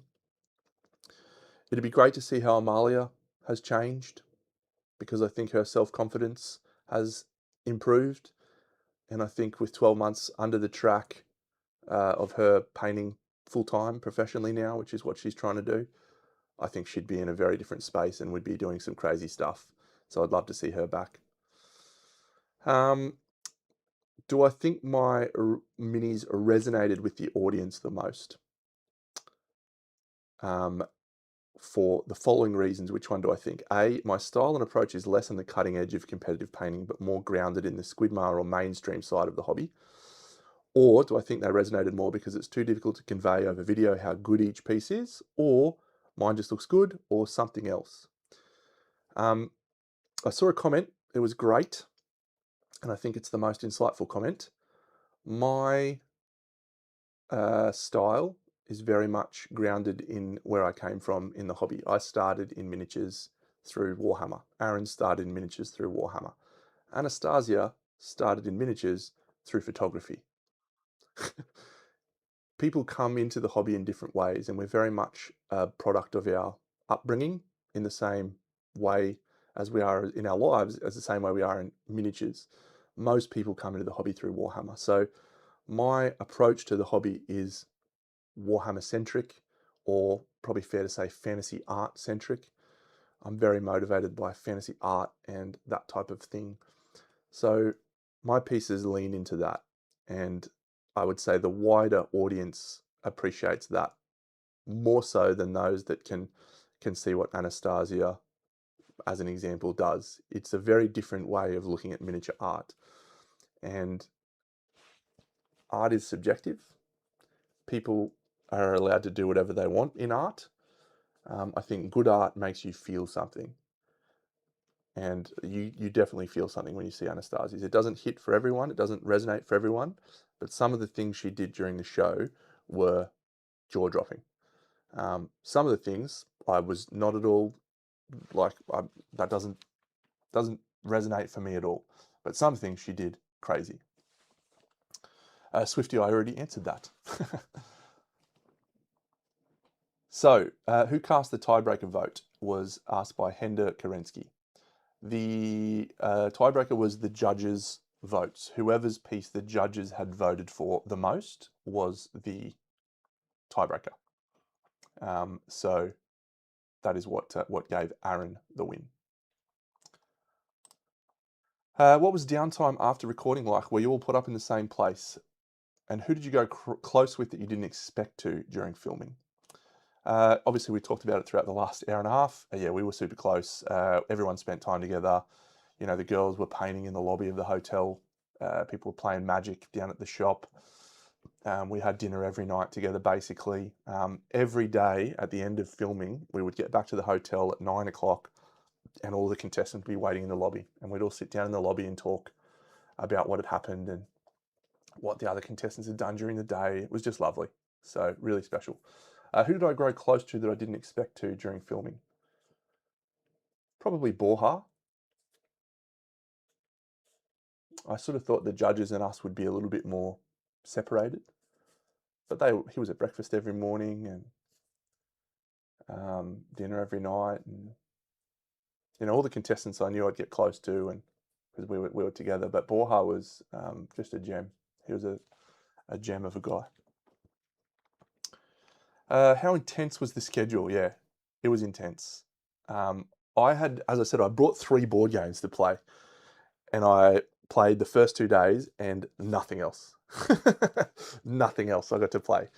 So other people got to explore and sightsee. I sort of thought to myself, if I got out early, that I might book a flight and travel somewhere and do something crazy. I didn't get that chance, and it's for a good reason, but yeah. What challenge would I introduce for Season 2 competitors? I'd love to introduce a squad. I think a squad would be really fun.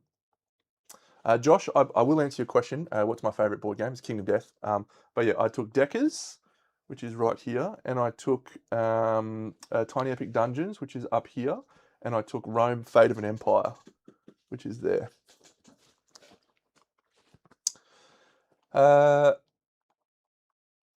was there any advice you got from the judges or contestants that has changed or improved my painting? This is a hard one. I've definitely improved as a painter, but it wasn't from any advice, I don't think. I think what has changed me or improved me as a painter is just the structure of the show. I think the way that the show was structured forced me to paint for longer periods of time and forced me to do things that I haven't done for a long time. And that made me get into a different headspace and really tried to push.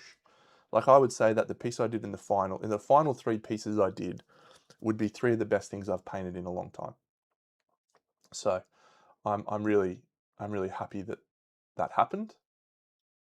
But as someone who has been experienced for such a huge amount of my life in painting, there was no challenge they gave that I didn't go, well, I've done this before, you know, I know how to do this, etc. So I was always sitting in my comfort zone, and finding my ways to push outside of it was my challenge. That's from Doran. Cannoli connoisseur.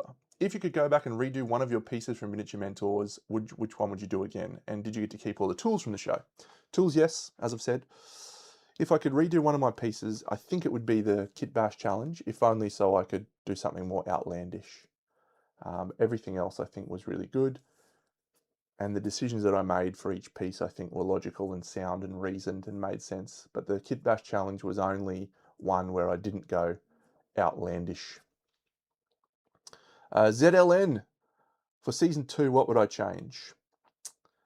I would change a few things. We actually got sent a feedback email and talked to the whole time. And, you know, they've been very collaborative throughout the experience about, you know, the show and everything with it. So we all provided some feedback. I wouldn't have changed much. For me, it was nigh on perfect. I loved it. I know not everyone had as good experience as me, for various reasons. You know, the challenges might not have landed for them. You know, I know Carla didn't really get to paint cool stuff that she normally does. She got to do a couple, but she then got handed a whole pile of Warhammer toys, which didn't really fit with her style. Yeah. So I wouldn't change a lot, but one of the things I did say I'd change was trying to have the eliminated contestants continue to feel a part of the show. I felt for Natalia and Josh on the first few days because they went from being a part of a big group of people sharing in this amazing experience to kind of being like themselves. So that would have been tough. So I think that was my call out to them, that I'd love to see the eliminated contestants have some part to play in the show, whether that's having a little challenge for them to do for the first few episodes, at least until there's other people. I think that would be great. I did have to adjust my station. My station was too low. I had to get blocks to lift it up. And then my chair, I had to put a cushion on it because I nearly died. It was tough painting. It was a physically demanding experience for me. I'm old. And no one played board games with me because I didn't have any downtime other than the weekend. And on that time, we just wanted to relax. Has the show from Califax given me a different perspective on my approach to painting? Do I think it will influence or change how I paint going forward? The experience simply reinforced what I already know and believe about my work. My hobby will only ever be a hobby. I do not ever want it to be a career or a profession. I love painting toys. I just wanted to represent that during the show. I love my hobby. My hobby's been there for me through my whole life, through all of the bad things that have happened in my life. It's been the thing that's been constant across 30 years. So the idea of turning that into a career makes me physically ill. This is just a fun thing that I do in my spare time. I was so privileged to be a part of this experience. I don't think that me as a little hobbyist, and the cool thing, it was cool for me to make it to the last day, because I'm the only non-professional that made it to the final. Carla and I both do it as a hobby. Josh, Anastasia, Aaron, Natalia, they're all professional full-time painters. Amalia is now also. Maxime is also now. But yeah, Carla and I, we both have full-time jobs. We work full-time jobs, but we do this because it's a passion. So I love doing it. What would I recommend for people that may join or apply for season 2? Banda Inku is the person who asked that question. Great question. Be prepared for a physically demanding experience. It is, in many ways, to get to the final was more of a endurance challenge than a painting challenge. It felt like a mission.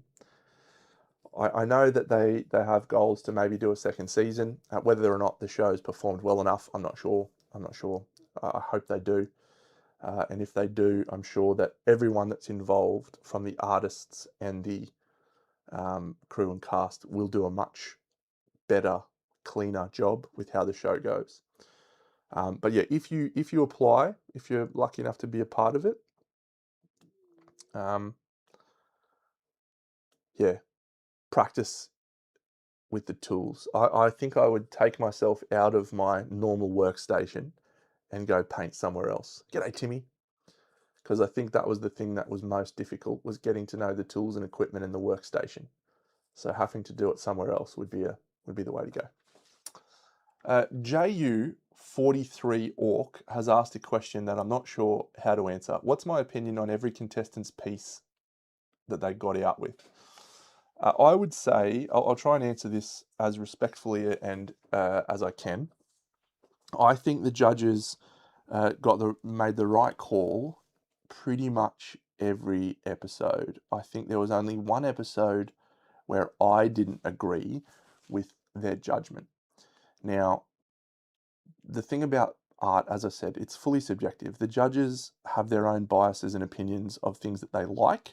I don't think those biases included us as artists, but I do think that, you've got 3 Golden Demon painters. Of course, they're going to gravitate towards technical skill and Warhammer, lore and that type of aesthetic.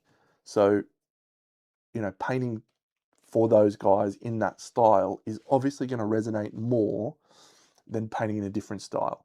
Now, I will give those guys absolute credit because they can separate themselves from that and look for the artistic and look for the creative and the expressionistic. And Carla's piece where she had the wizard with the crazy background, they immediately gravitated to that, even though it's not in that style. So I agreed with pretty much every decision bar one.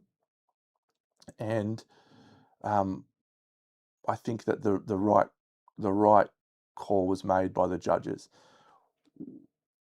What's difficult is that you don't get to see things in the hand when you're looking at the show, and you don't get to see the little details that separate things. They're filmed in a way to give the biggest impact, and sometimes it's not about impact. Sometimes it's about subtlety, and sometimes it's about technique, and so that doesn't read as well in the shots that you see. But yeah, the judging was exceptional, really exceptional, and sometimes the challenges that like the clarity of what we needed to do early on was not there, so it felt a bit confusing at times how they were judging early on, because we sort of didn't really understand what their metric was. But as the show went on, that changed and improved, and yeah, so it was a divisive thing in watching the show, was how people felt about that. But I give absolute credit and kudos to all the judges in what was a very difficult, there was some bangers put up. How am I able to keep my workspace clean and organised? Yes, I am very clean and organised, Maurice. I am just organised. My girlfriend would say I'm not clean, but I do keep everything structured and everything has a place and everything in its place. That actually comes from my work. We have a lot of OH&S requirements at work, and one of the things is trip hazards and safe working areas. So you need to keep your space organised. It's also a time thing. So if your space, if everything is where it needs to be, where it's supposed to be, you know how to get it. And this is actually probably a point as to how I'm as quick as I am. I always know where everything is. I always know how to do it because I always put it back in the same spot. So yeah, everything has a place and everything in its place is the answer to that question. Second, would I consider becoming a judge on season 2 of Miniature Masters? I would love the opportunity to be involved in any capacity in season 2. Any capacity whatsoever. They probably won't do so. The flights are so expensive. It would make far more sense for them to get the winner, Aaron, whose flights cost about $200. Nelson has asked a couple of questions. What happens to the miniatures? They're still there. The miniatures master schedule, I've talked about that a lot. One of the funny things we always, when we were filming our syncs and interviews, we had to say next week. So even though it was tomorrow, so I would have to re-answer questions sometimes. They'd go, and how did you feel about your piece that you did, yesterday? And I'd be like, oh, yesterday I did this. And they'd be like, actually, it's last week. Oh, last week I did this. So that was funny, but it was all filmed in a 2-week period. Is there any other questions? How did I feel about the eliminated contestants deciding the winner? It's not a choice I would have made if I was in charge of the show. I think we had the same judges the whole way through, and I think they were exceptional. So it felt like a curveball. I don't think it was bad, but that's not how I would have chosen to structure it. How did using brushes and equipment that weren't my own affect my painting? This is from Squidums. It was the biggest challenge of the show for me, that and the workstation, getting to know that equipment. And that's why I was very safe in the first 2 episodes, because I just felt like I needed to develop the time. The first time we used any of that stuff was in the first day of filming. We did not get any lead up time, anything at all. So that was crazy. The Miniature Masters contestants, I should say, our nickname for ourselves was M&Ms, and we all had a different color M&M that we were, and they got M&Ms tattoos, a couple of them. So yeah, I do need to get an M&Ms tattoo at some point soon. Metal Man, what did I learn about painting quickly for impact in an environment? What would I say are the top 1 to 3 things to generate impact? Thanks, Heretic Cannon. Impact is all about contrast. It's all about value contrast, and it's all about temperature contrast. And so being able to utilize those things and understand how to create those things quickly was something that I'm quite good at. So I definitely think that one of the things that you learn to do quickly is focusing your efforts on the key areas. You don't want to put too much time in areas that aren't as important. So, yeah. Caden asked 2 questions. What was the schedule like? No, there was not a week gap between episode 1 and 2. We did break for lunch. Squidmar were constantly walking around. They were sitting down on the floor sometimes. They would be working on the next projects. I wouldn't have done differently anything in the final challenge. I loved what I did. The judges, they did come across sometimes as dramatic, severe, pompous. Interesting way to describe them. They were not at all that in real life. They were very, very kind and very supportive. Andy was insightful in his commentaries. Borja was creative and expressive. Lucas and Emil tended to focus more on technical feedback. Those two tended to focus on whatever we needed. It was very much a family. It felt like being a part of a family, all of us.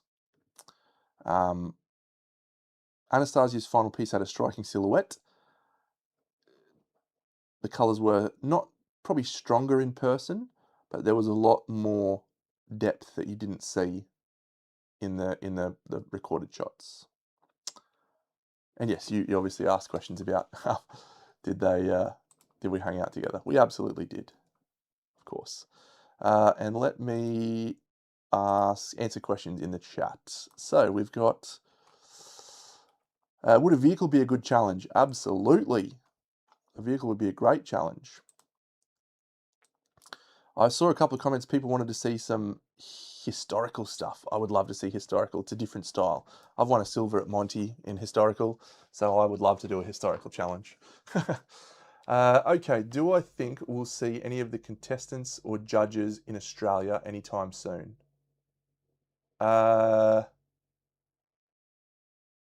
Natalia wants to come back down to teach, so maybe her. I can't see anyone else anytime soon coming down. Josh Yaks, would I have preferred a format where nobody is eliminated, but everyone is scored for each challenge and the highest cumulative score wins? I would not. And I would crush that.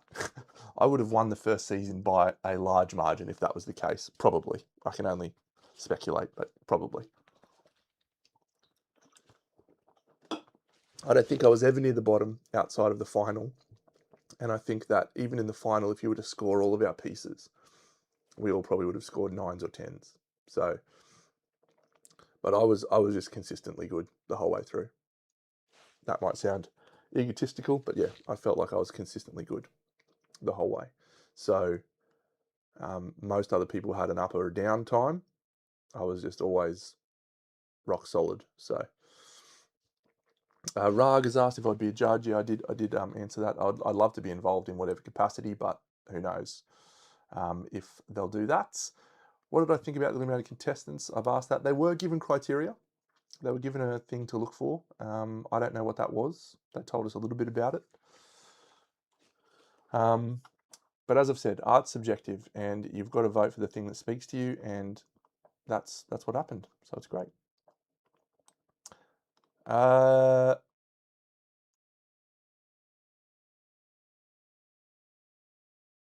What are Emil and Lucas like off film? Emil is a fantastic leader. Being a leader is not easy. Being a good leader is even harder. And you can see the genuine care and a appreciation that his team have for him, the team of people that work for him. And you can see the way that he speaks to people about what they're working on. People have ownership over what they're working on. And I think that his business that he's built up, Emil Media, is a real credit to him. And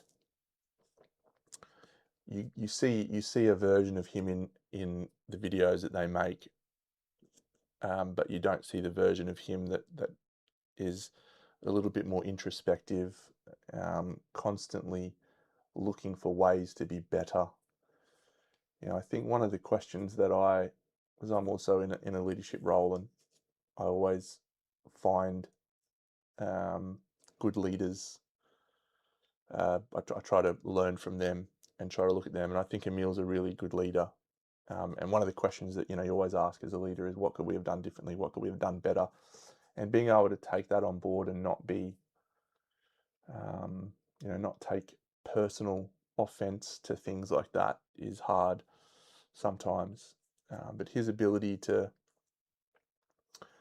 pull that together and pull his business together and the type of guy that he is, he's really inspiring. And yeah, really, really lovely man. And I'm hoping I'll get the chance to spend time with him again in the future, and maybe in some sort of capacity where I'm doing other stuff with him at some point, I hope. But if not, what a privilege. Lucas is a fly fisherman. It's actually his thing that he's most passionate about. His miniature painting's his job, but he's a fly fisherman. He went to New Zealand recently with his missus, and they did fly fishing in New Zealand. He's got tattoos of fish on his arm. Crazy. He's really nice too, off camera. He did present himself as the mean guy. And he's young, and I think he's probably trying to. The older you get, the more you worry less about what other people think.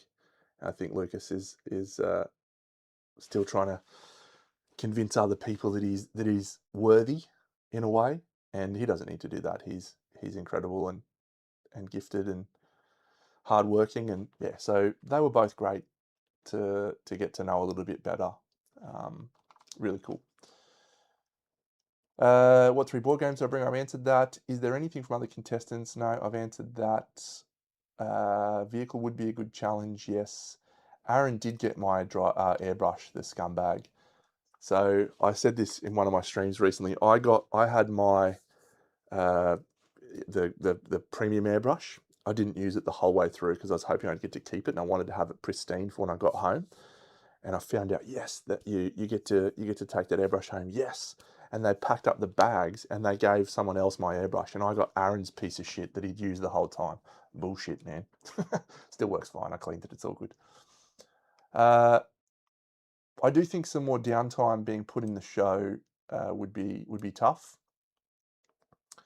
The show was already pushing probably the maximum time frames it could. So for the type of content that people are willing to sit down and watch, not everyone's going to want to watch an hour long episode of Miniature Masters. Not everyone's going to watch a 2-hour episode. So putting in more side stuff, probably not for the main episodes. I do think they could do a lot more ancillary stuff on Squiddly Bits. You know, here's what happened. Here's the stuff you didn't see, the behind the scenes of each episode. I was shocked when they showed that when the first Squiddly Bits episode came out, because we didn't know they filmed that. And I was excited that they'd done that every episode, but they didn't. And I think that'll be another lesson for them. If they had more time for filming, they'd probably do more content like that, which would have been cool. And as I've said, I don't think the point system would be the way to go.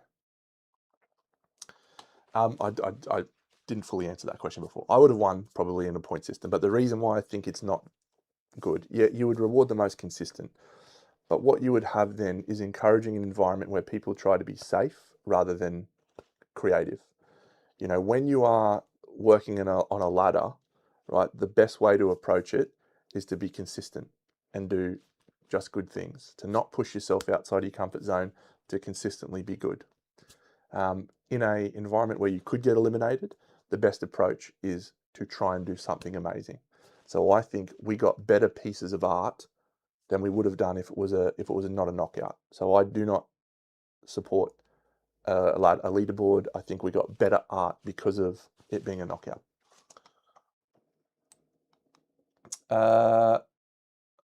When am I getting my tattoo, Match Fixer? Soon.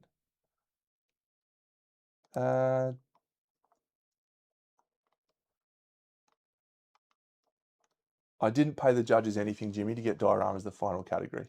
I wish I did better though. Finishing early is interesting. Yeah, I always finished early. I'm just quick. I'm just a quick painter. I reach a point where I decide it's done. I'm like, yeah, I've finished. I'm not painting anymore. Sometimes that's driven by fatigue. Sometimes it's driven by inability to push any further.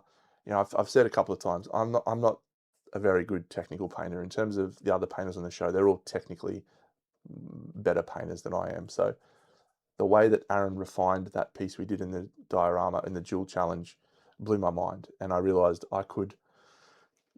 there's a lot further I could go to improve if I wanted to. I'm not sure I do, because for me it's a passion, it's a craft, it's a hobby. I don't really go for anything else. The Vallejo range in general, Swifty, was fantastic. Not every paint was as good as Parasite Brown, but Parasite Brown was a banger. The Vallejo colours are great. I came home and I bought 3 sets, and I really like the properties of the paint. I usually use AK and Chimera and Citadel contrast paints. That's my 3 main ones, but I've incorporated some Vallejos into that workflow now. They make up a pretty big chunk of what I do as well now, so they're great. But Parasite Brown has changed the way I paint gold and non-metallic metal. Fantastic. Yes, so I have got a silver medal at Monty and a bronze at Monty in the Masters category for Fantasy and Historical. I've got silver at SMC. There's a photo of me on my Facebook page of me standing on a stage alongside Andy, Mark Masklins, Francesco Farabi, Kaha, CHK Studio. Yeah, really special. So Should a master be great at multiple styles or stick to one? Match fixer, great question. There's that saying, jack of all trades, but master of none. There's actually a second part to that, which I'm just going to Google now because I think that has a different meaning. Master of all trades. A jack of all trades is a master of none, but oftentimes better than a master of one, is the actual full saying. Isn't that interesting? We all have that lens that a jack of all trades, but a master of none means that being, yeah, it's interesting. I think in this show you need to be good at a lot of things. And I think that there's a lot of disciplines in the craft of miniature painting, sculpting, basing, painting, value, composition. You need to be good at all of them. Don't necessarily need to be great at any of them, though. The group was very nice and to get along well. Question, did I know of the other contestants' end of their work before going in? I knew of all of them bar Maxime and Anastasia. I had seen Maxime on Squidmar. Josh and I were friends from years ago. We were in a group called the League of Extraordinary Painters together. Natalia stayed at my house, came played games with me in Australia when she taught classes here, was obviously a part of Crimson Brush.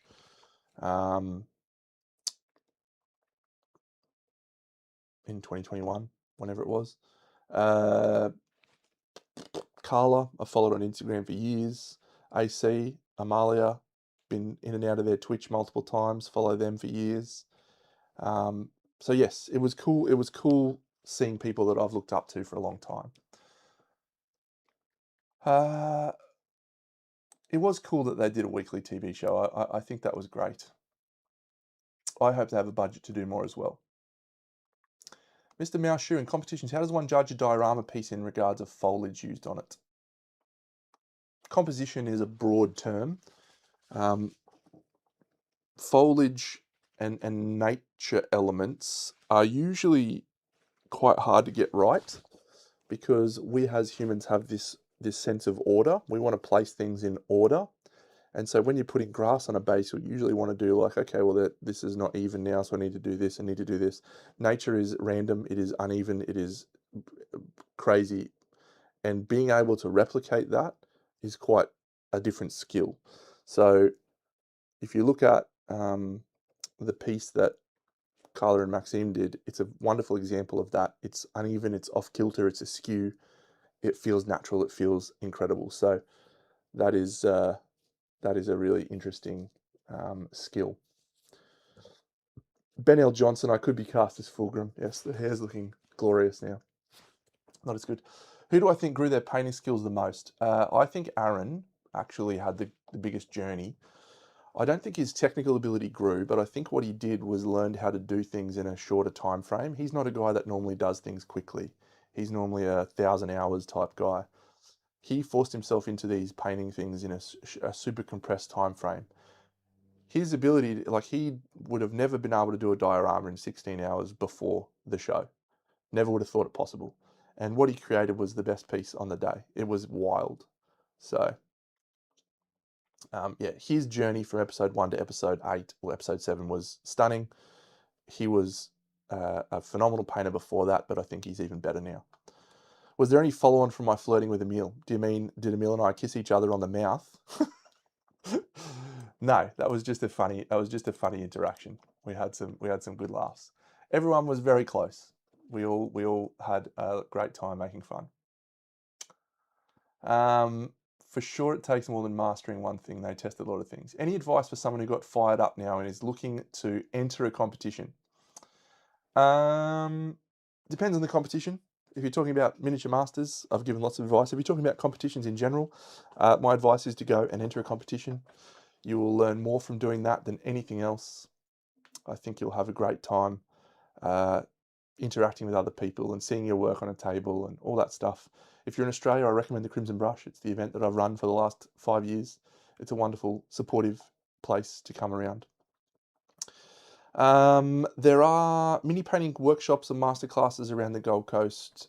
There hasn't been one for a little while. They usually run at Irresistible Force, which is sort of halfway between Gold Coast and Brisbane. The last one we had was Kaha in January. She ran a class at Irresistible Force in January. I don't know who we've got coming over for next year for Crimson, so they'll probably be classes in January. I am not running any workshops currently. I have done in the past, not at the moment. May do in the future, not sure. Do I happen to have any of my original Death Guard models? I do not. They are all gone. I am not very precious when it comes to keeping things. Pretty much everything I do, I sell. All of my Warhammer armies are gone, long gone. All of my Guild Ball models, all of my other stuff, all gone. We did not. No, we did not, Justin. We had no extra time to apply anything. We got the 8 hours or the 5 hours or the 16 hours, and that was it. No extra time. If you didn't do stuff in that time frame, you were cooked.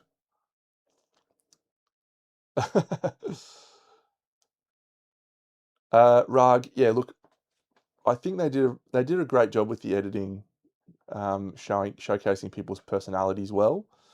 I am, I would say, an archetypical Australian that's a bit of a pest, you know, loves a bit of banter.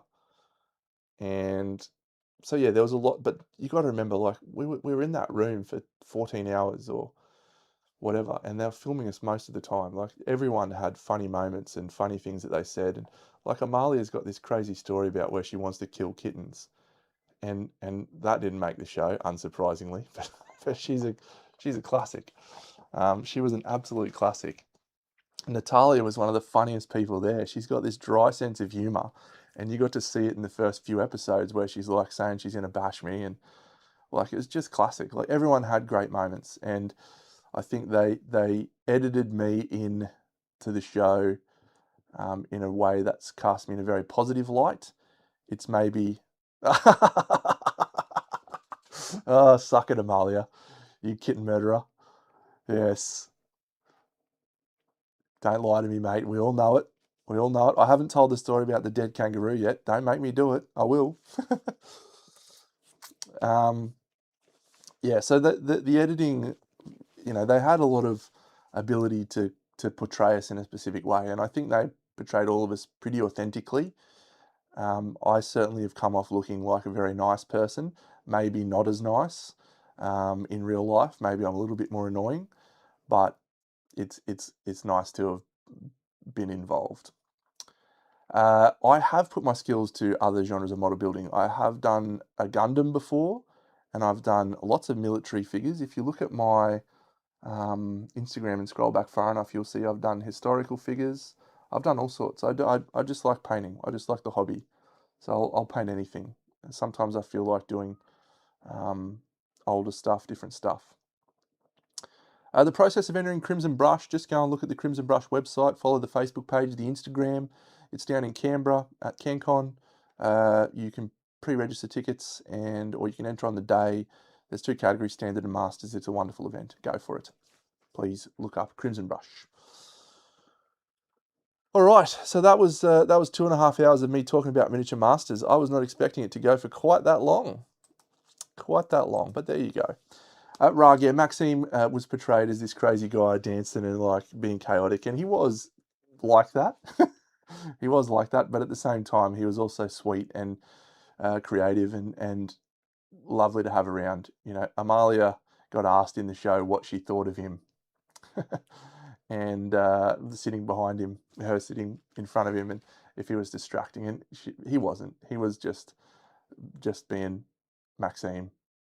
And by that point, we all knew each other well enough, and we knew that he was just this weird little force of chaos and creativity, and he was lovely. But yeah, and that's what I mean, the power of the editing.